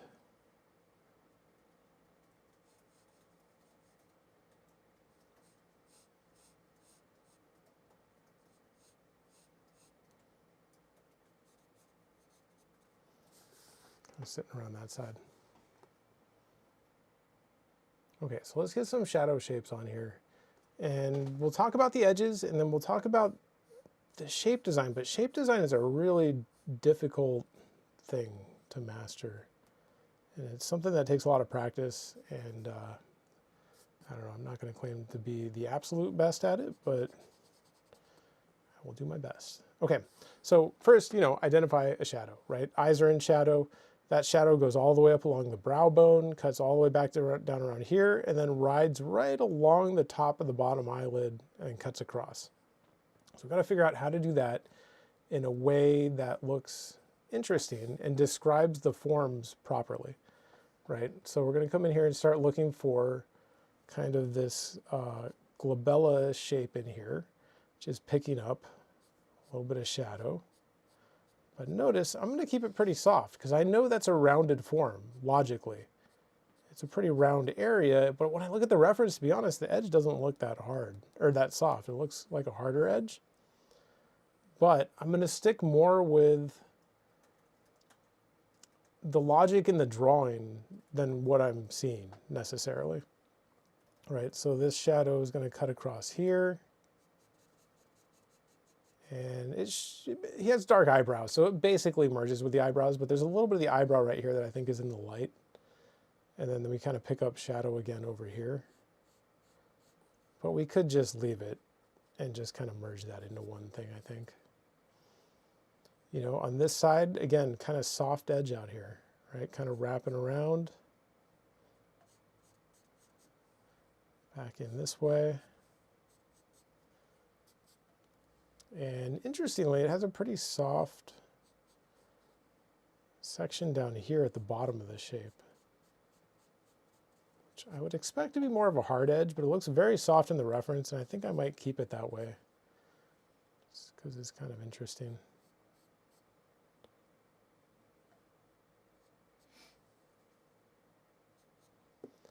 Now his eyelid has a little bit of shadow on it down here.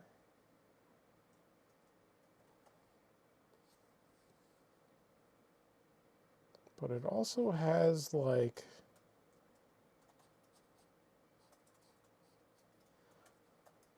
kind of some bagginess to it a little bit.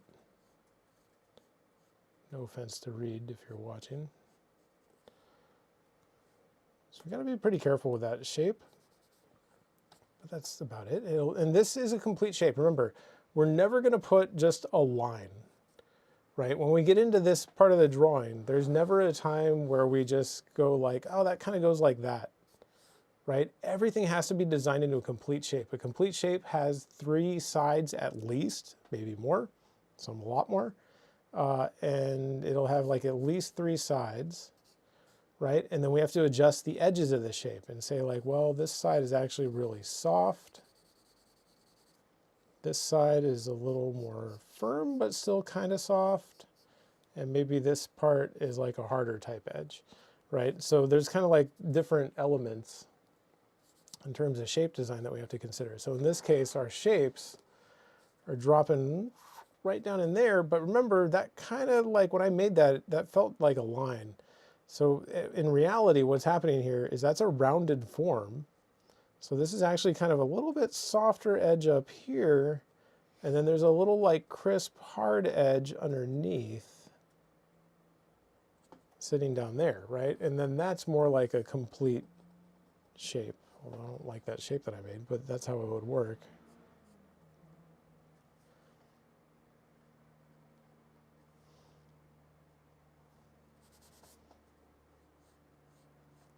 Sits about like that. You know, so even those little tiny thin shadows on him in some areas have to be designed out, right? From there, that shadow is kind of cutting across here, right? Matching up with our lower lid here. Right, so it's running across this way and back up this way a little bit, running across the tear duct here, right, over that way. And then from there, I don't know, it's hard to say exactly what happens. Not super clear in the reference. Yeah. I have a comment here from Isaiah to Yeah. elaborate on the question. Oh, good, yeah. So he says, to better ask the question, if you were doing a timed study and you see that both his eyes are in shadow, would you just fill them in subtly with shadow? Yes. Yeah, so as far as, like if I was doing like a 20-minute head drawing and my goal was to do a lot more than just construction, right? Like I wanted to get it, everything mapped and filled in, I'd be moving pretty fast. Like I wouldn't be taking the time to probably draw this entire eye. At that point, I would just focus more on that shadow shape and figure out how that shadow shape just like kind of fits in that space. And if you get that shape designed right, it should work with everything else around it. So yeah, that would be good to do. And it just depends, right? You got to practice both things, right? Like sometimes you need to work faster and practice that. Other times you need to work a little bit slower and take your time and make sure your decision making makes sense and practice, you know, different things. You're going to get different things out of the quick studies and the slow studies.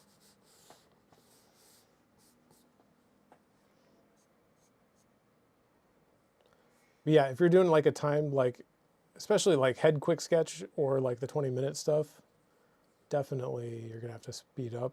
And speeding up typically means skipping steps, right? So you're going to have to be able to visualize that construction well enough that you can go just put that shape in there and just have it work.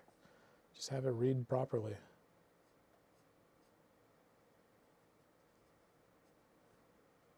Like in this case, pull this out here a little bit more.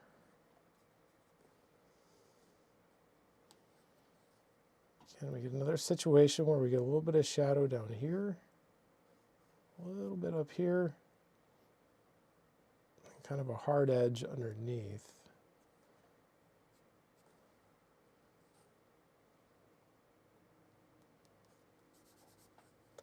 And then over here, we basically just have the end of the shadow sitting right down here, right? So both of these are areas that can be filled in, right? And we can basically just fill in this whole section. And what's tough then is when it comes time to render, you're going to lose a lot of that information that we put in the construction, right? So like you really need to know it well enough that you can lose that information and it's not a big deal. Because if you want a good rendering, when you have an eye and shadow like that, it has to be really subtly placed in there. If you have a bunch of construction lines and things, it's not going to work out real well. You know, so just something to keep in mind. A little bit of shadow on his nose, right? We're going to get like a softer edge along the ball of his nose.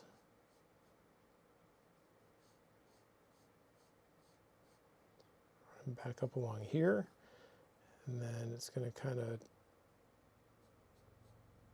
this way a little bit. It kind of connects into the shape of the shadow on the nostril.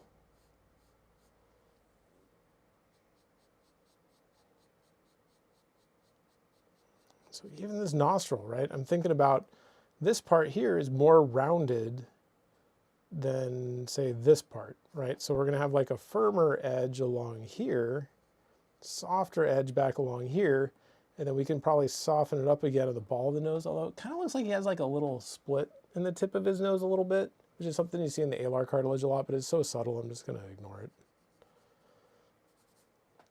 And we got a little bit of shadow on this other nostril. We're seeing just a little bit of this back part of this nostril here. And then we get a cast shadow, right? And so cast shadows then kind of follow their own rules a little bit, right? And a cast shadow, we essentially, well, let's do this, right? A cast shadow, say we have an object here, which is going to be a cylinder apparently. Right? Say this is casting a shadow, and say that shadow maybe is going this way, and this way, right? What happens with the cast shadow is the edges of the shadow start out really hard up near the object that's casting it, right? So we go from a hard edge to a softer edge as it moves away, right? It goes from hard, gets a little bit softer. I don't know what angle the light's coming from exactly, but apparently, right? And when we get up to the end here, it gets like really soft, right? Kind of like that. So we have to keep that into, you know, take that into consideration. We're going to have the edges of the cast shadow change depending on how far it's being cast from the thing casting it. And in this case, yeah, pretty far, right? So we're going to have harder edge up along here, right? Hard edge, maybe a little bit harder edge out here, because that's right up next to the nose. And then it's going to kind of cut down this way a little bit. And then as it works its way down, it's going to get like a little bit softer and then a little bit softer. When it's down here, it's suddenly getting pretty soft.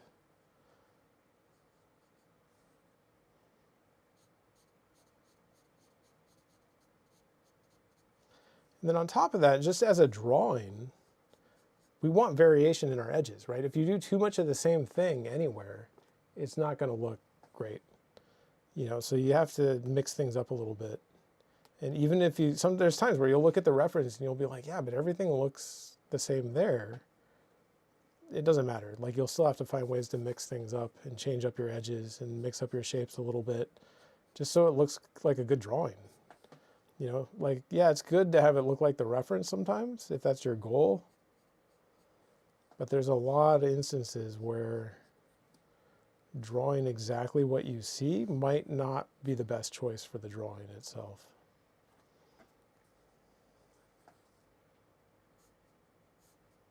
Another question for you. Okay. This is from Celsius, who asks, how should I go about doing a variety of exercises or studies in a day's work? Should I flip a coin or roll a dice? Thank you. It's a good question. In terms of like what to study, I would recommend setting up an actual schedule and thinking about it ahead of time, figuring out what time you have available, how much time do you have each day, each week, and taking that time and literally setting up a plan and saying like, okay, here's the things that you need to work on, right? And see if you can find, sorry, it's bothering me a little bit. It's a little better. And say like, you know, there's head drawing, there's figure drawing, there's drawing, you know, quick sketch, there's 20-minute drawing, there's anatomy, there's so many different things. It's a lot, right? And so at first you want to start kind of like on the basics, like there's like the fundamental concepts of construction, and then eventually that'll get more complex over time. And to do that, I would really recommend setting up a schedule and literally like writing it down and saying like, okay, here's all the things we need to study. I'm going to do this on this day, this on this day. The question that I get a lot of the time is people want to know, should I stick with one thing until I start to get it, or should I mix it up what I'm studying? You know, should I just stick with head drawing for a long time, or should I be alternating between head drawing and figure drawing? Part of that I think depends a little bit on your personality and the person involved, and it's not going to be exactly the same for everybody. You know, and part of learning this stuff involves kind of learning how you learn, which sounds weird, but everybody learns differently. You know, some people like to work really fast and do a ton of drawings and, you know, try and figure out how to get good that way. Other people, like me, like I'm more like this, you know, I just took my time with them, and over time, eventually, I got better and better, and it all kind of worked out.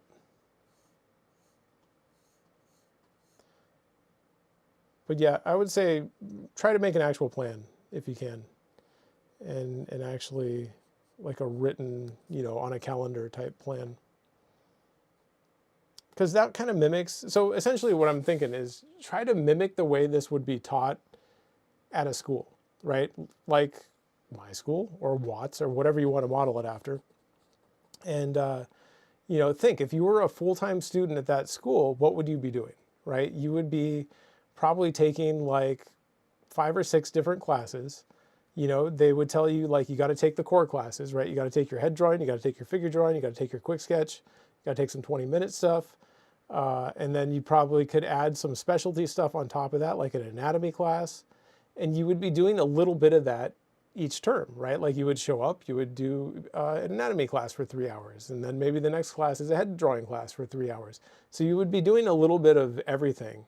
But then each time you sit down to do something, it would be like a dedicated time where you're like really focused on that thing.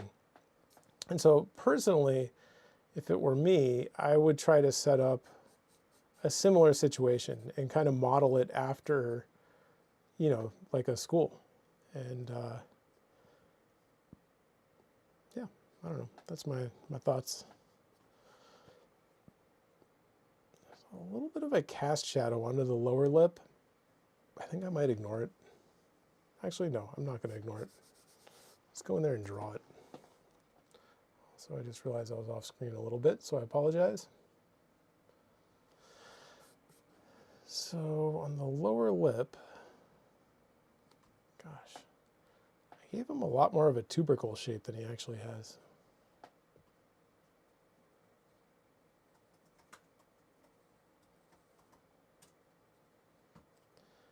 Right, there's a cast shadow coming up across here, shoots across here.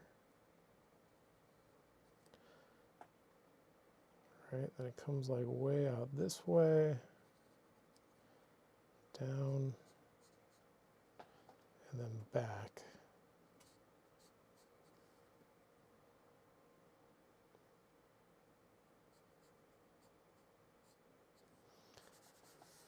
That looks odd. It looks like his mouth's open, but it's not. That would be the cast shadow from the top lip down onto the bottom lip, right? Because from the direction the light's coming from, it's like literally casting a shadow onto it. And so we would have to fill that all in as shadow and then darken this area to read as the cast shadow, which we'll maybe get to that point. I don't really know. We will see.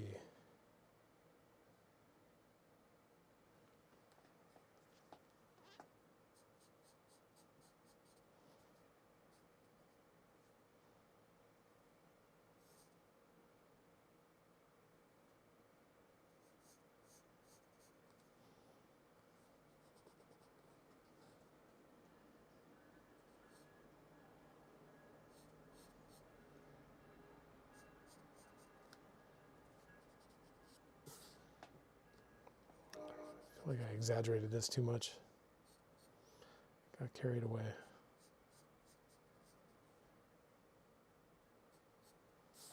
It's probably fine. And then there's a little bit of shadow on his chin, right? So we get a little bit of shadow down here. So I'm going to simplify a little bit and just turn it into a nice chin shape here. Keep it nice and soft. Remember, always considering, is this a rounded form? Or is it a more angular type form, or is it somewhere in between, and adjusting our edges accordingly?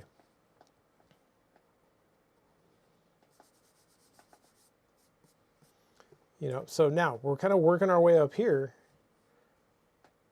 but just doing that's going to be tough, right? We need to also figure out what's going on with the cheek up here and kind of work our way together from each side. It's kind of my plan. Also, I forgot to put in the cheek rhythm earlier. Just realizing that now, but it runs right through here. Right, kind of like that. And we can kind of use that to help design our shadows here a little bit. So I think this needs to move up just a little bit as well.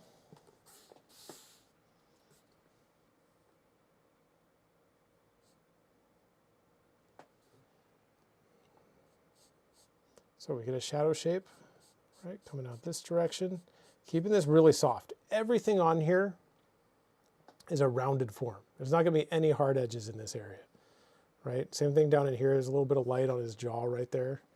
This is all going to be really soft edges, right? It's going to drop down this direction, build up that soft edge. Now this kind of breaks up a little bit in here and then continues kind of down our same rhythm here. And then it kind of shoots off this way. But again, it's all still really soft.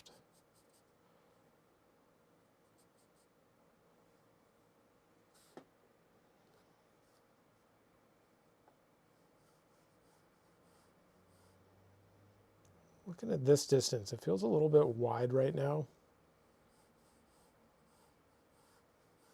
I'm going to pull that in a little bit more. Because I feel like this is in the right spot in relation to this stuff, but it didn't feel right in relation to that. So you can see, I mean, I'm a ways into this thing and I'm still making little changes here and there.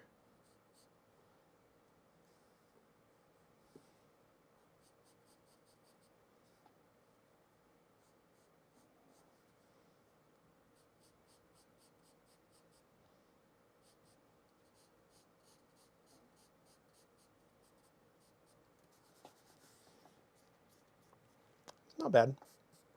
Okay, so maybe not a super hard edge, but a hard-ish edge back here, just kind of for the end of that form, right? Because there's like a little rounded area right here. Right where that form ends, it might get a slightly harder edge, but the thing is, like, we don't want this to become a focal point. So even if it looks like a little bit of a hard edge, I want to be really careful with it. Right, because we have to use edge and a variety of edge and use our edges in a way that helps kind of like direct the viewer's attention a little bit.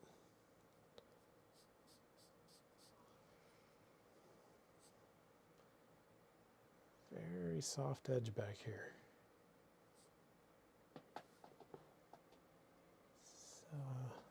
It's a tricky one.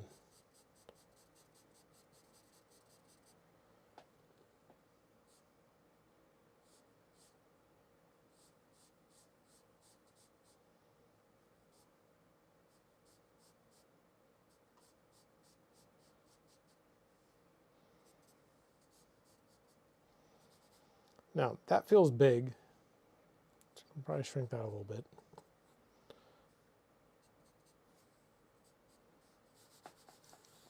It's not bad. I think that's working okay.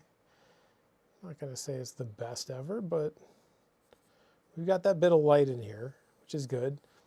The alternative would be to just push it into shadow, but I don't know. It's clearly in the light. It's a very, it'll be a very dark mid-tone, but definitely in the light. Now, here's the next problem, right? We just spent all this time designing this out, but remember, we're always wanting to deal with complete shapes, right? Always complete shapes. So then, where's the bottom of this shape? It's not the jaw, that's not the end of the shadow. You know, so we got to make sure to actually complete this shape, which means basically coming down and drawing the cast shadow on the neck and figuring out exactly where that's going to sit. Right, and in this case, we get a little bit of neck here, and it's going to kind of drop down this way. Now, even though this is a cast shadow, I'm going to keep the edges very soft because it's being cast from the head, right? Remember our cast shadow rules. As things get cast, as a shadow gets cast farther and farther, the edges soften up, right? And the head's way up here, shadow's way down here. That's pretty far to cast a shadow. So it's going to create some softer type edges. And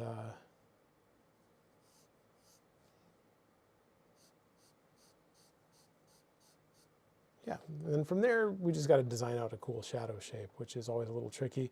We could simplify it a little bit. There's different things we can do here, right? We can figure out where the muscles are sitting, where the pit of the neck is.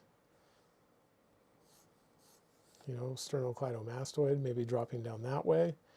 And so we're picking up like a little bit of this section kind of cutting across here.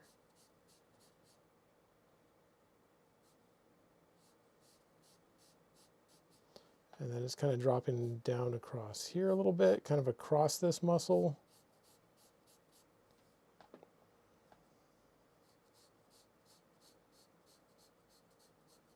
And sort of locking in down here into that pit of the neck area.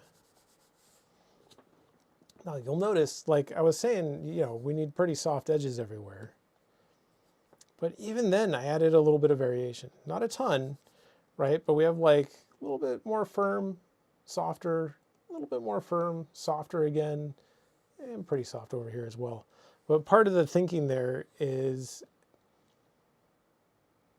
that the lines going more this direction, or I guess this direction, I don't know, the things that are less, are the things that are more angled, I guess I should say, maybe get slightly harder edges. But it's not like a rule. I mean, to be honest, we're just trying to design something that looks interesting. And if we have too much of the same thing, it's not going to look interesting. Even if it looks like the reference, it's not going to look good. You know, so we got to be able to mix it up a little bit here and there. I have a question to read to you. Okay. This is from Ryan Schaefer, who is joining us for class this session. Yeah, he's joined us for a number of sessions. Welcome, Ryan. I hope you're doing well. Yeah. So Ryan asks, when you swipe your hand across your drawing, Yeah. is it to remove particles from the pencil or to soften the mark? Like, you know, when you kind of like... Oh, yeah. No, that's more of a bad habit than anything, to be honest. Part of it is to soften things. And part of it is to knock back anything I don't need, I guess. But I do this a lot. And it's one of those things where, like, when I was a student, I was always kind of told not to do it. But then I saw the instructors do it a lot. Kind of like the pencil, right? Like they always tell you, like, keep your pencil really, really sharp. It's important. You got to keep the pencil sharp. If it gets unsharp, you're going to have a really hard time with it. You won't be able to make the marks you make. But then you go watch a demo and you'll see somebody like Ben sit down with the worst sharpened pencil you've ever seen and do an amazing demo. And you're like, well, what the heck? Like, which is it? Do you have to keep it really sharp, or does it need to, I don't know, does it really matter? And the truth is, it matters when you're newer, because partly it's about building habits, and then also you need way less dexterity to use like a well-sharpened pencil. And once it gets really dull, a newer student won't be able to use it. And I didn't realize this for a long time. It always kind of bothered me, but now looking back on it, it's pretty obvious. And now like I use dull pencils all the time when I'm doing demos and critiques and stuff. But it took a long time to get to the point where I could do that, because you got to be able to lift the pencil up on the tip and basically have this dull pencil, but every time you make a mark, it leaves like one little corner somewhere on it. And you have to be able to find that corner perfectly to make the next mark. And so you have to be able to rotate the pencil this way, plus do this, and it's really complicated. And like an advanced person can do it, but it's going to be really tough for a newer student. So that's why they tell you stuff like that. Same thing with this, right? Like you see me doing this a lot. And part of it is just like a bad habit, to be honest. And part of it is I'm trying to like knock back the construction lines, I think is the idea. Because like I can still see them a little bit, but like we want them to be light. So I'm kind of like putting this down and then maybe softening things a little bit, but just trying to get rid of those lighter lines that I don't actually need anymore. And the problem is I probably should have done that right off the bat, right? Like once I had that construction done, I should have like really knocked it back a lot. And I didn't. And that's partly, I think, why I'm doing it. And also, I'm doing it with my hand and not the eraser. So if we did it right, the way I just said, right, which would be to draw all the construction and then knock it back, the reason I would do that with my hand is because the eraser tends to mess up the paper a little bit. At least if you're using the smooth newsprint and like the materials I'm using, to erase like on a whole big area, even if you're just like kind of lightening something, it's going to have an effect on the paper that's going to make it a little bit weird when you work back into it. But for whatever reason, if I just do this with my hand and knock those lighter lines back and lighten them, it doesn't screw up the paper. So that's also part of the reason why. But to be honest, I should have done that at the beginning and gotten it light enough that it wasn't a problem. And instead, I don't know, and I think I've done it that way for so long that it's just a habit more than anything. Yeah.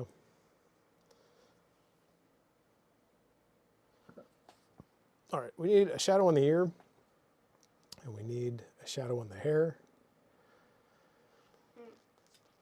Another quick thing to note is we're coming up on the 2-hour mark. Oh, and then we're also out of time. I have a couple questions and comments from Luis.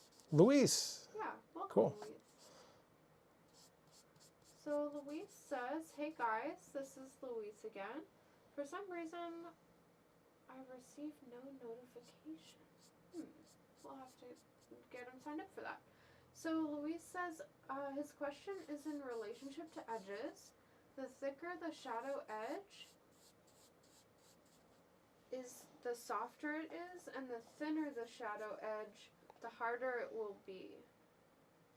Hopefully that makes sense. Yeah, that does make sense. The way I would think of it in terms of shadow edges is in terms of like a gradient, right? Because like a lot of the time students say like, how do you know where a soft edge stops? Like, how do you know with a really soft edge where the shadow stops and where the light begins? And the truth is you don't. They're merging together, right? And that you're creating that transition. And you're creating that transition through the use of a gradient, right? And so like for a softer edge, like I did up here, right? This has more of a gradient to it, right? Where it starts out like this value and then it gets lighter, lighter, lighter, lighter, and kind of disappears, right? That's going to be our soft edge. And so later when we add a core shadow, then thickness plays a role a little bit. Like, do you want a thin core shadow or a thick core shadow? Part of that is just personal preference, right? Like if you look at somebody like Jeff's work, he uses pretty thin core shadows. And it's like, it's a design element that he likes. And you know, the way he does it looks really cool. If I tried to do it, I don't think it would look as cool because I'm not Jeff. But you have to design, basically design this in a way where you just have a shape with a gradient, right? Same thing over here on our hard edge. Here's our shadow shape. This is our gradient. And yeah, it looks like a line, but it's basically just a really, really, really short gradient is really what it comes down to for a hard edge. So short of a gradient that it looks like a hard line, but in theory, there's some sort of gradient there, even if we can't see it. And yeah, basically like this. So when I designed this, right, notice I said, here's our shape, right? And we've got our soft edge, less soft edge, and then like a harder edge. The reason I made this soft on both sides is because when I fill it in, I want to blend back into this area, right? Because so this all just becomes one value, right? So I'm going to blend back into it, and we lose this half of that gradient entirely. All that's left is this half, right? The half going towards the shape was really just to give me a nice thing to kind of blend into so I can make it all work together. Right, kind of like that, and then we end up with our shape, right? We have kind of our harder edge, softer edge, really soft edge. But it wasn't about the thickness so much as creating a gradient that we want going this way, and then the gradient going the other way, again, was just for blending purposes. Because we don't, it's really easy to fill one of these in and end up with like a line right here, right in the middle of your edge.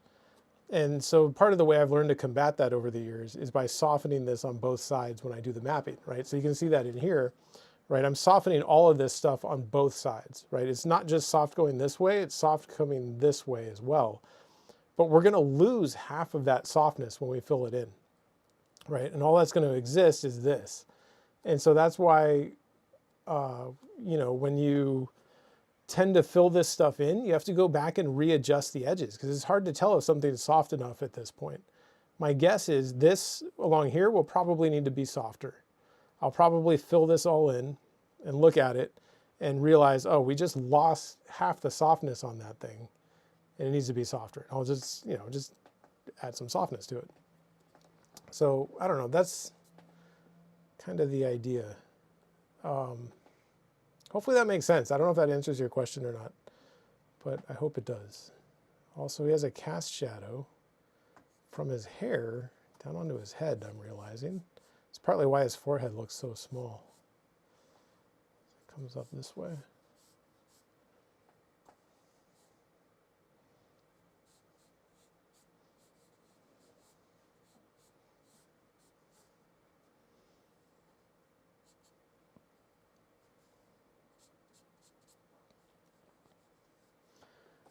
And part of his temple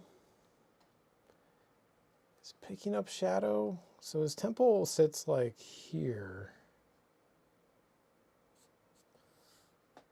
I don't know that I would put it in shadow. It feels more like a dark halftone to me. But then it's definitely picking up shadow up here.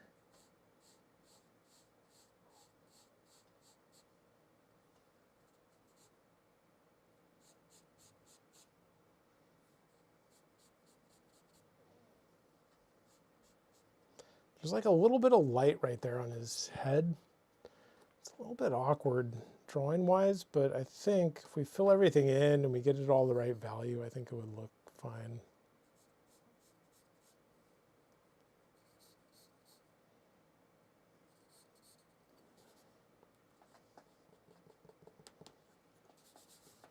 The rest of this we can turn into hair later. It's a pretty complex hair, like in terms of capturing that type of hair, it would take a little bit of work.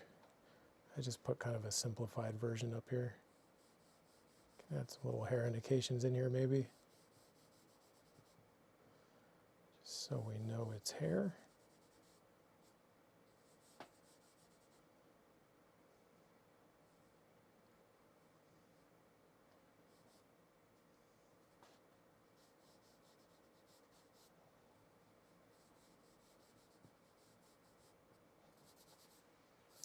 I don't want to get into that too much. It's going to take a long time, and we're already out of time.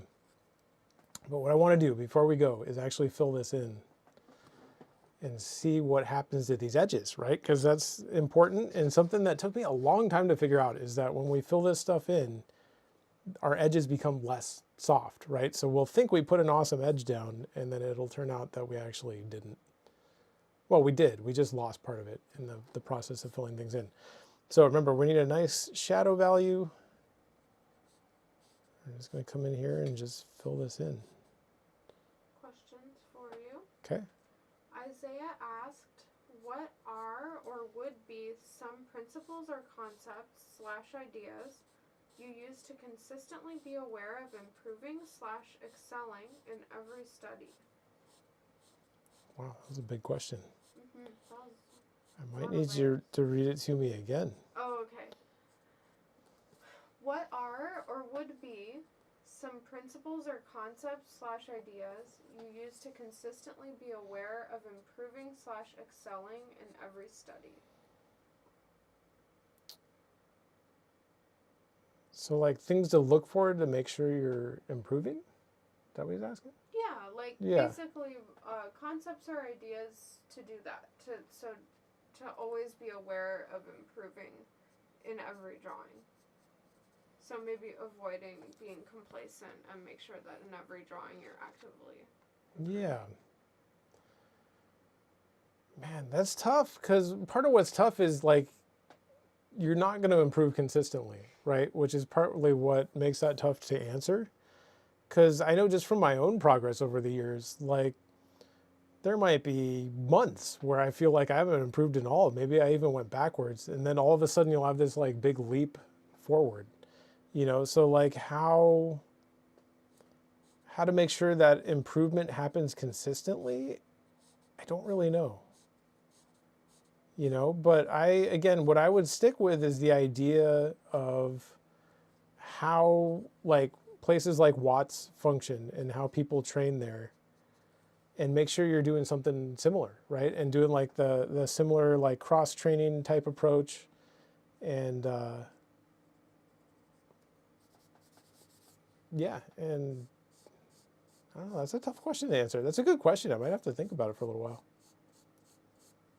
I don't know why, but that one caught me off guard. But just know that your training isn't going to be super consistent. You want to keep it consistent in terms of like the types of things you're studying, and make sure that there's variation to it, right? Like there's a broad range of stuff that needs to be studied. And, you know, you got to make sure you're working through all of it pretty consistently and putting in consistent effort. And,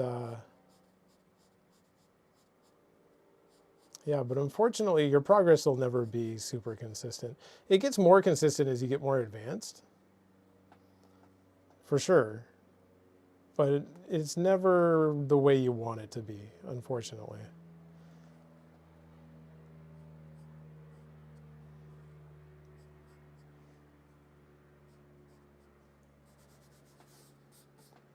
Right, so I'm not worried about what's in the shadows right now. We'll add that stuff in later.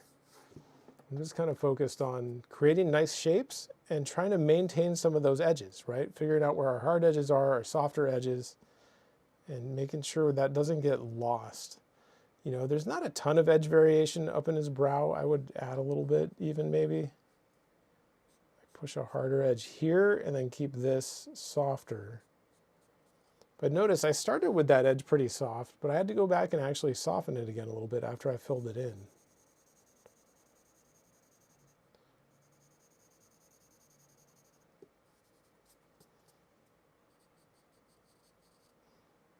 You know, fill in our mouth shape here. Also, one thing to consider, I know I mentioned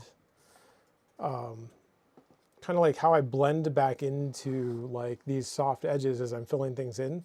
And to make that work, unless you're working digitally, then I think it'll be a lot easier. But to make that work, what I'm doing is like a circular motion, right? So as I fill things in, what happens is if we just do straight up and down strokes, what we end up with is basically a hard line right along here, right? If I did that here, we would end up with a line right where we don't need it, right? So what I'm doing is actually more like this. It's like a circular motion. And you can see the effect it has is it creates like soft edges kind of, or at least softer edges, right? Kind of like that. Like we don't have that like hard outline around the whole thing. So it's just something to think about. But then there's other times where I'm maybe filling in a really small area. It's not so possible. have to be a little more careful.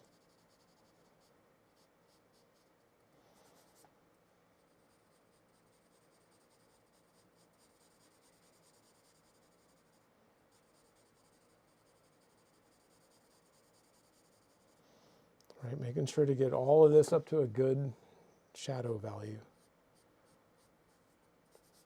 I don't want to get into value too much. It's not right now. There's a little bit of shadow right here I'm noticing. Just a tiny bit.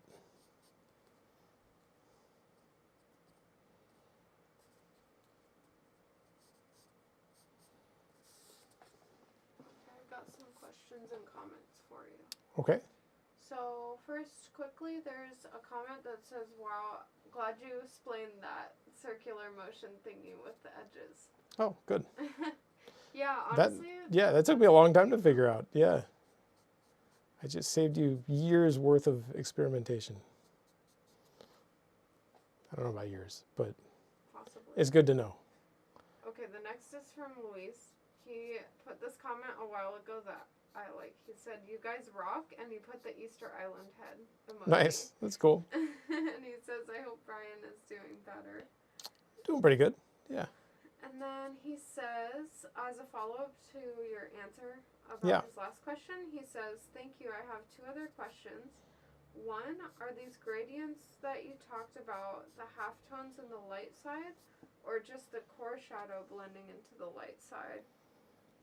And I'll just ask the second question after that. Okay, the gradient is, it's tough because technically it's both. It's both the light and the shadow, and it's governing the transition between the two, right? So it's hard to say. Like when we look at this, like, is this all shadow? No, when we get into this outer part of the gradient, that's more like a midtone, you know? And so you could arguably go the other direction maybe and have your midtone get darker as it goes this way, right? Because that's essentially what happens is then we kind of like follow this outward and this just becomes our midtone essentially, and it gets lighter as it goes up.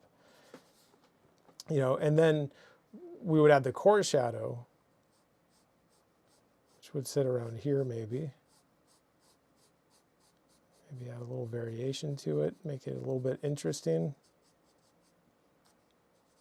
Kind of imply that there's something weird going on with that shape. Or you can just make it straight, cylinder shape.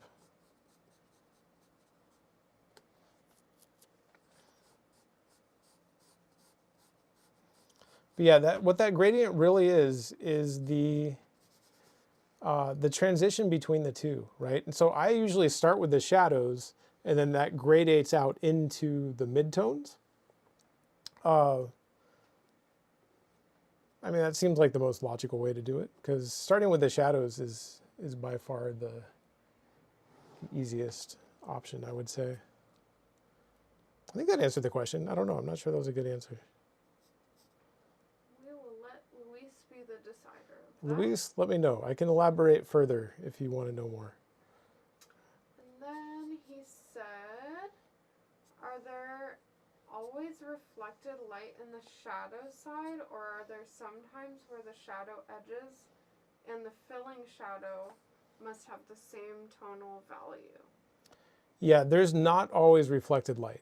In fact, you do not want to put reflected light on every shadow because it'll make people look like shiny almost, or like, I don't know, like there's little spotlights like in the shadows or something, right? So the core shadows have to be used very strategically in areas that are picking up reflected light, right? So anytime you get a lot of reflected light is usually when there's like a shelf, kind of, you know, some sort of like shelf where light can bounce back up into it is the idea.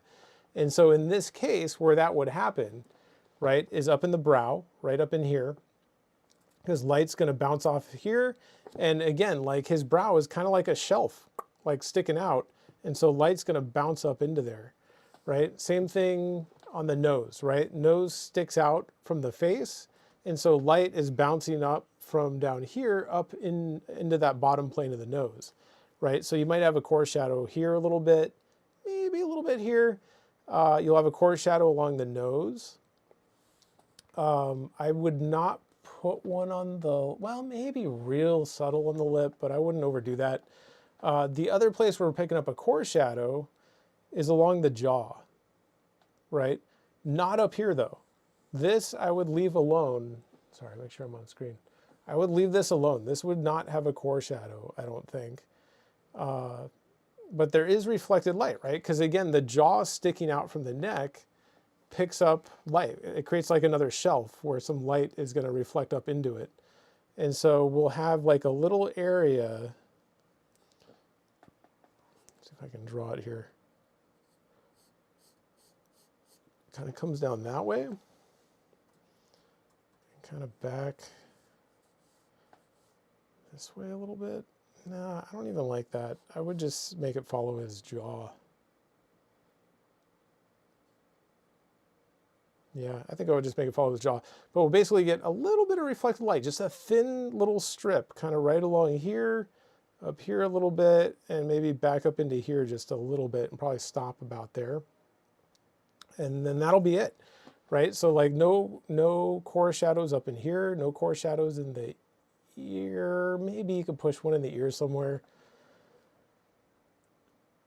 There's a lot of places, now that I'm thinking about it, like with this type of lighting situation, there's a lot of places in the head that pick up little core shadows. And yeah, they can be a little tricky. It's very tempting always to put them all over the place and be like, oh, core shadows everywhere. You know, but the truth is, don't do that. Like, you have to use them very strategically. And if you put them everywhere, it's not going to look great. Even if it looks that way in the reference. If you look and you're like, I feel like I'm seeing core shadows everywhere. Don't do it. Unless you're drawing like a superhero and they're made of metal or something, then it might look cool. Like Silver Surfer or something. Luis says your first answer did make sense. Okay, good.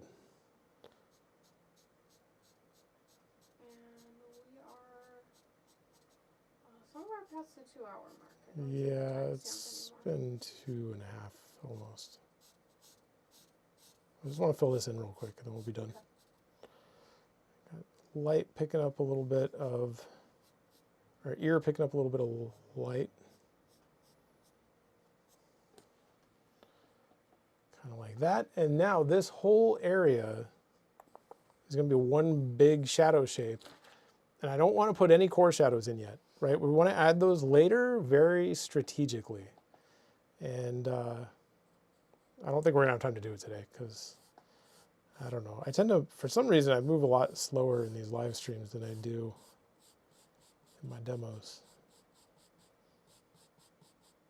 Right, so filling this in, but notice in a way where there's no core shadow there. It's just making one nice complete shape.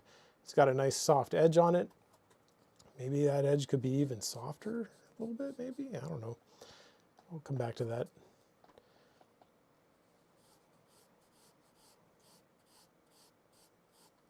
Right, continuing to fill this in.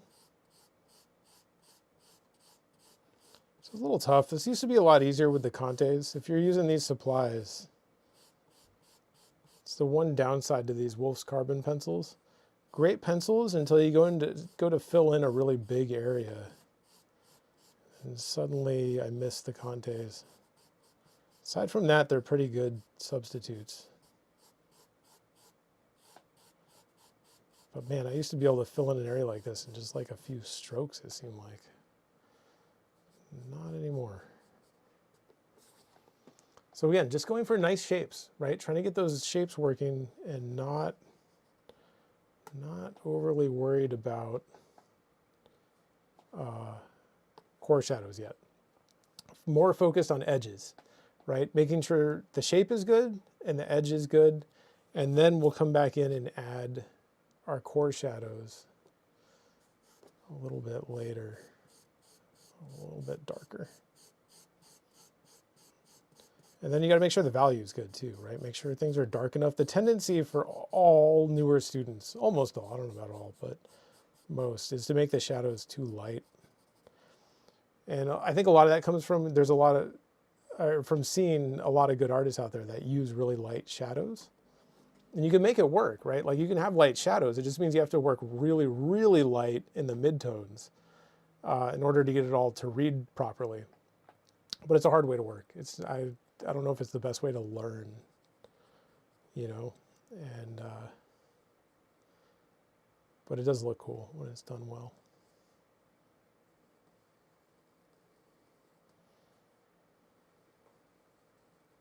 So, yeah. This is from Nivad, who's asked a few other questions before, but they asked, what about getting one of those woodless charcoal blocks and shaping it up to use for the larger areas, to like fill in a large area?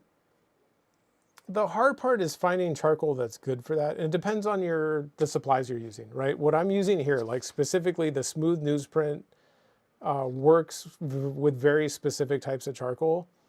And like you can get the big Conte sticks, which would work well. I think you could do that. I have some here somewhere. Not sure where exactly. But the problem is the Contes don't work real well with the Wolf's Carbon pencils. They don't really mix. And so like the regular Conte pencils, I got a bunch sitting here.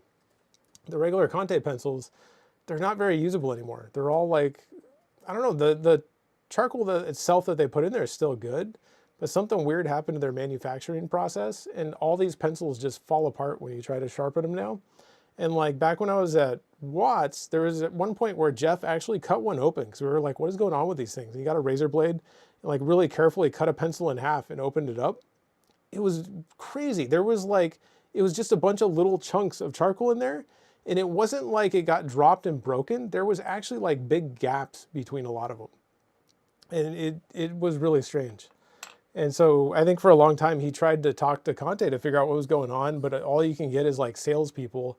And the salespeople all swear the pencils have been made exactly the same way for the last 300 years or something, or whatever they're told to tell everybody, when it's pretty obvious for those of us that have been using them for the last 15 years that they are very different now than they used to be. And yeah, so I just stopped using them. Basically, I got to the point where I would buy a box of 12 of these Conte pencils and maybe like 4 of them would be usable. And that's bad. They're expensive, and I can't throw away 3/4 of my pencils. And that's exactly what was happening. So I just stopped using them and switched to these. Maybe you can get Wolf's Carbon in stick form? Maybe? I don't know. I never actually checked. Let's see. I'm not going to fill in the hair. Let's not worry about the hair. I want to show a little bit of a core shadow real quick. Or are we done? Are we out of time? Should I stop? We're not out of time. Okay. There's just a couple more questions. Okay. So, Luis is asking, should the bottom of the jaw have a crisp line?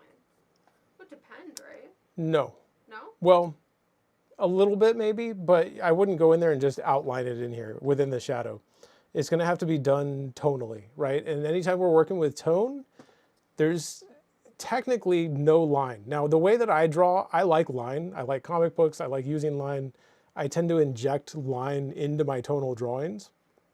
But technically, tonal drawing has no line. All it has is shapes bumping up against other shapes, and then you adjust the value and edges of those shapes, and you create an image that way, right? So, in fact, here, I'll just do this little area right here. Yeah. He elaborated a little more, so I just want to add that. Yeah, yeah. He also said, also on both sides of the neck, and he said, I mean, if the jawline and the sides of the neck should have a hard line. So. The jawline and the sides of the neck, it all depends on the situation. And again, that comes down to not wanting things to be too much the same everywhere, right? So we need some variation. And then one thing to consider in order to guide that variation, I guess, would be that if we have a situation like this where we have the neck in shadow, I would keep that edge probably a little bit soft, right? Like we could probably soften this a little bit. And the reason for that, right, is we got to think it through logically. Even though when you look at the reference, it looks like there's a hard edge there, right? It totally, and there is. But we're not just copying the reference, right? We got to think about what's going on logically. And the truth is, this part of the neck is farther away from us than this part of the head out here, and it's in shadow. So as it moves farther away and moves into shadow, we're probably going to have a softer edge, or at least it would be smart to describe this with a little bit of a softer edge, you know. And then I pushed a hard edge here. Should there be one there? I don't know. To be honest, I think it's debatable. A lot of this is just like a design element. Anytime you use line in a tonal drawing, it's basically more of a design element, right? So you can see I came in here, like I darkened this little part. I added a little bit darker line here. I added a little bit darker line here. That comes more from like my interest in comic books and line weights and inking and that kind of stuff more than anything. And yeah, but I would keep this soft. Here, I'll show you real quick what I would do down in here. Right, I would push this core shadow. Just kind of popping up this way a little bit. Running across here.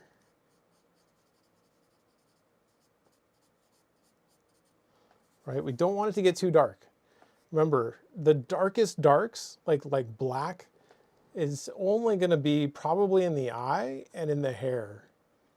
And you don't want that to be anywhere else, because anywhere you start to get a lot of contrast, where you get really, really dark darks next to lighter values, is going to become a focal point, right? And we don't want the focal point to be down here. So we have to really control these values and be really careful with them and see if we can get them working properly here.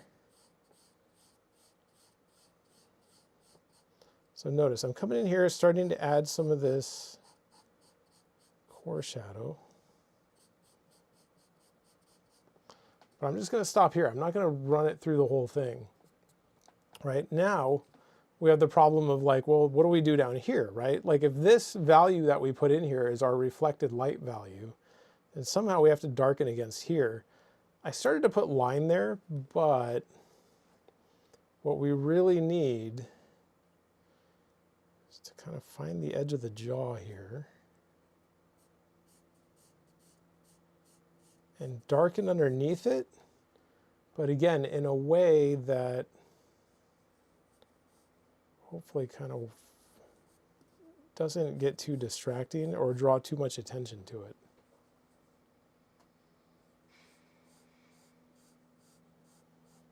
All right, jaw cuts in, cuts down.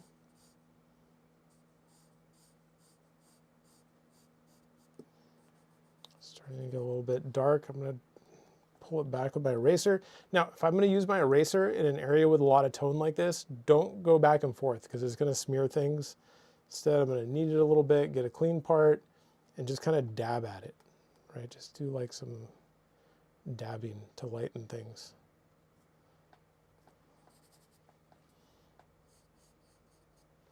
Right, and then once we kind of get this area defined a little bit, we can start to gradate away from it. And you'll notice there's like a secondary shadow in the reference image that kind of sits like in here, like almost like a triangular shape. And I think what we can do is gradate away from this stuff and hopefully kind of pull it down this way a little bit.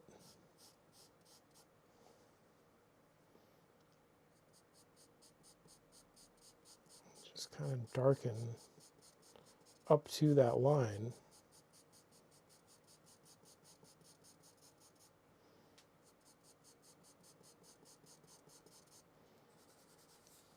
You know, and you start getting that darker area. But notice what I'm creating here, it's not line, right? There's no line here. I'm creating a shape, right? And it has like this kind of shape to it right in here. And I'll keep darkening it a little bit until it kind of gets to where I want it.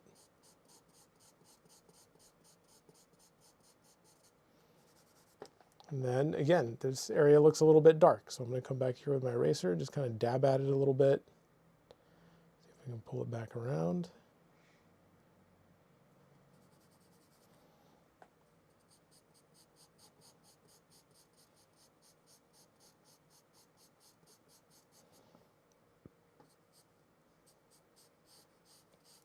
I go a little bit darker right along here, just because it's, you know, rounding that corner. You can kind of see what we end up with, right? It's very subtle. You know, we don't want like a hard line in there because it's in shadow. So if we were to put a hard line in here, it's going to draw a lot of attention to that area. And we do not want that to be our focal point, right? We want to keep it really soft and subtle. And I can maybe even darken this a little bit, because that shouldn't quite be our reflected light value. It should be a little bit darker.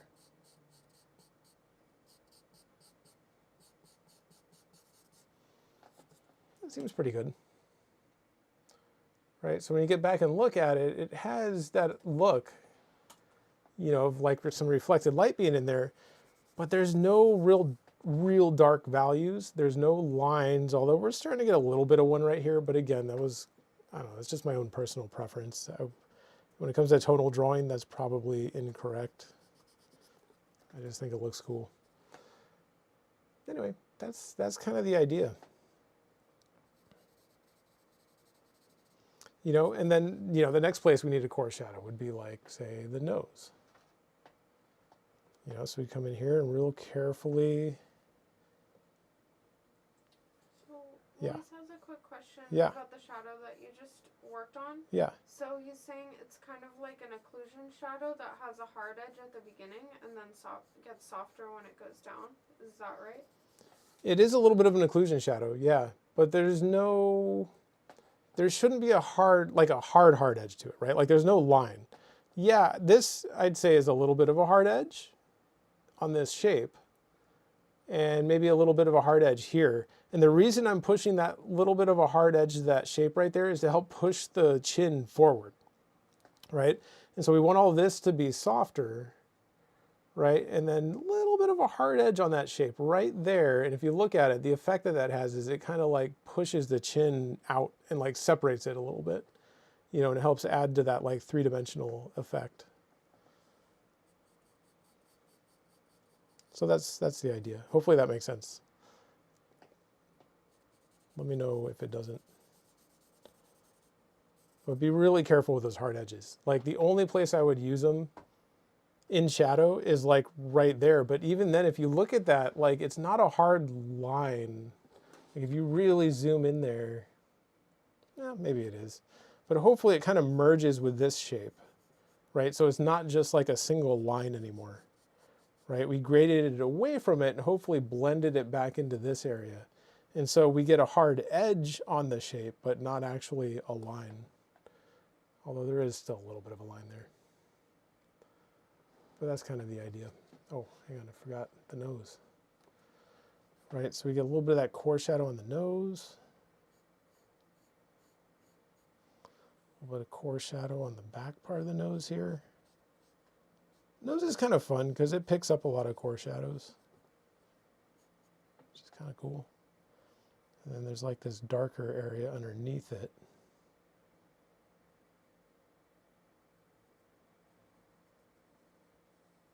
Now notice, again, I just said no line in the shadow. Notice I'm putting a little bit of a line, but that's going to disappear by the time I'm done because I'm going to do the same thing I did down here, which is I'm going to gradate away from that line and connect that back into my shadow down here, right? So I don't want to make it seem like I just said no line in the shadow and then put line there because it's going to disappear. No, that went the wrong way.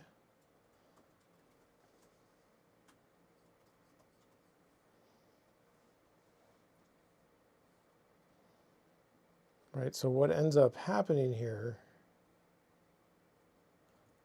now is we're going to darken underneath here, right? And remember, it's going to be darker up near the object casting the shadow, and then it's going to gradate and get lighter as we move this way, right? So it's going to be pretty dark back up in here, right? It's going to be pretty dark up in the nostrils. Again, we don't want like black, like it can't be that dark. That's especially in a place like a nostril. Anytime you have an opening, like a nostril or an ear hole, do not put your darkest dark there because it'll draw a bunch of attention to it. And that's not where you want to draw attention, right? But what I'm going to do essentially at this point is just kind of gradate away from this line that I just made. and hopefully kind of get rid of it in the process.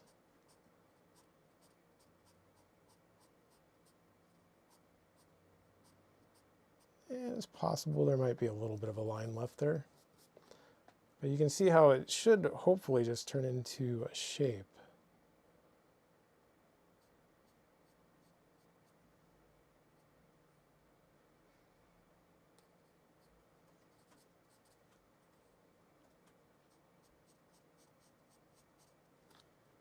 Nostril feels a little dark. Knock it back a little bit.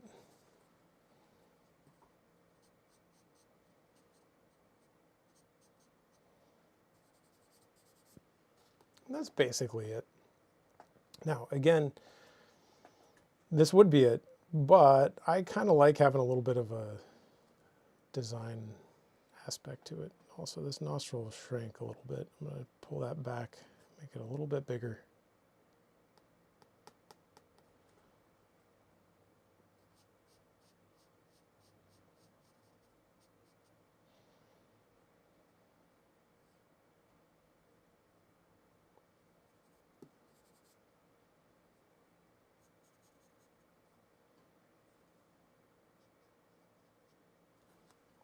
That looks bad.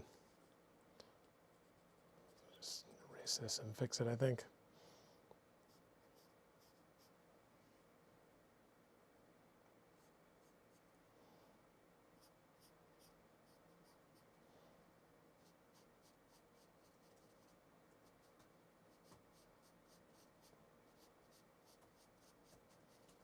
You know, and you don't want your core or your reflected light to be very bright either. It needs to be very, very subtle. Like if I squint and look at the reference, that reflected light almost disappears. You know, it needs to just be incredibly subtle in this instance. On some people's noses, they stick out a lot farther and they pick up more reflected light, but that's not really the case here quite so much. I'm still not liking what I did with this nostril. It's not working real well. Kind of lost it a little bit. Regardless, I think you guys get the idea, hopefully, because we're pretty much out of time. I think we got to go. I need to eat some dinner and do some work.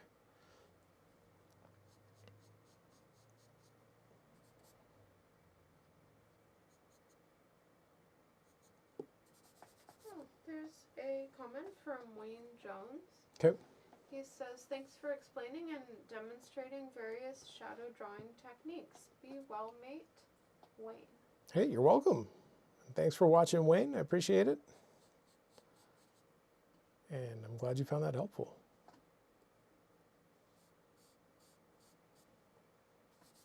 Okay, I'm going to stop. Otherwise, I will keep going forever. You know, down in the mouth. Remember earlier I mentioned this is like a little cast shadow, so we would have to gradate. Again, you can still see that line that I had in there for the mouth. Remember, there can't be a line in a tonal drawing, so we have to kind of gradate away from that line and darken the area underneath it so it reads as a cast shadow.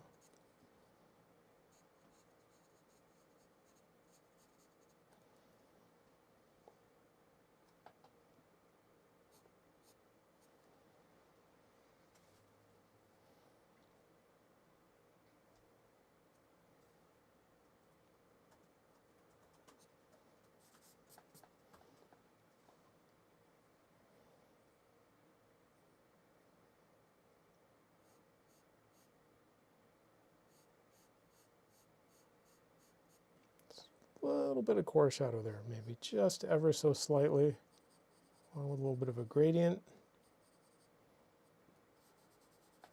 It's probably fine for the lips. Keep the edges of the lips relatively soft.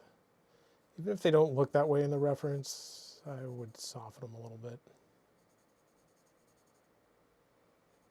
Anyway, this is pretty much it. I'm going to go ahead and stop. I might work on it a little bit more if I have time later, just so I have something more complete to post. Because Instagram demands attention all the time and new stuff.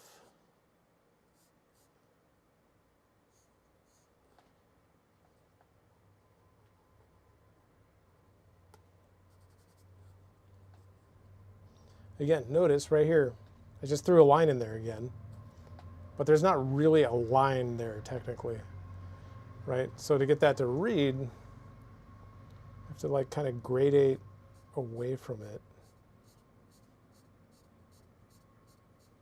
And it turns into part of a shape as opposed to an actual line.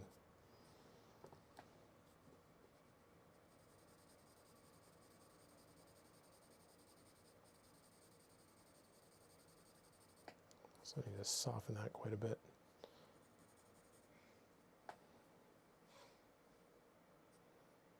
Anyway, that's the end. Thank you guys for watching. I definitely appreciate it. And this is all I've got. There you go. There's the whole thing. There's one final question. One final question. Okay. I have one final answer. Well, Luis says thank you. And Yeah. then Yeah. so And does Luis, Isaiah. if you have more questions, just ask me on Discord or something, and I'll keep telling you stuff. Because you're asking good questions. You know, you need to make sure that my answers make sense. You know, and part of what I like about teaching is I like thinking about stuff and figuring out different ways to explain things. And yeah, so keep asking. Yeah. And then the last question is, how often do you 100% complete a piece? Not meaning in live streams, but just in life. At this point, like in terms of completing a piece, most of the drawing that I do is teaching related. I mean, it's pretty much what I do full time now. And I try, like in the head and figure drawing classes, my goal, at least, this doesn't always work out, but my goal is to spend the last 3 weeks of those classes doing full value drawings, which are more complete. Now, what exactly constitutes complete? I think a lot of people would say like, well, there's no background, there's no whatever. To me, they're complete though. Like that's as far as I usually want to take things. If we're talking like full-blown like illustrations or something, like that kind of complete, honestly, that's something I haven't done for years now. I mean, I started out going that direction, and then the more I got into teaching, the more I like that. And like, to be honest, I only ever did like a few like complete illustrations. They turned out good. They were okay. And yeah, and then I went more for teaching. So yeah, that would be my answer.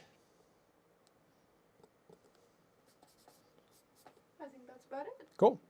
Okay, in that case, we're going to stop. And thanks for watching. I appreciate it. I will see everybody next time. And next week, we'll be back next week. Goodbye.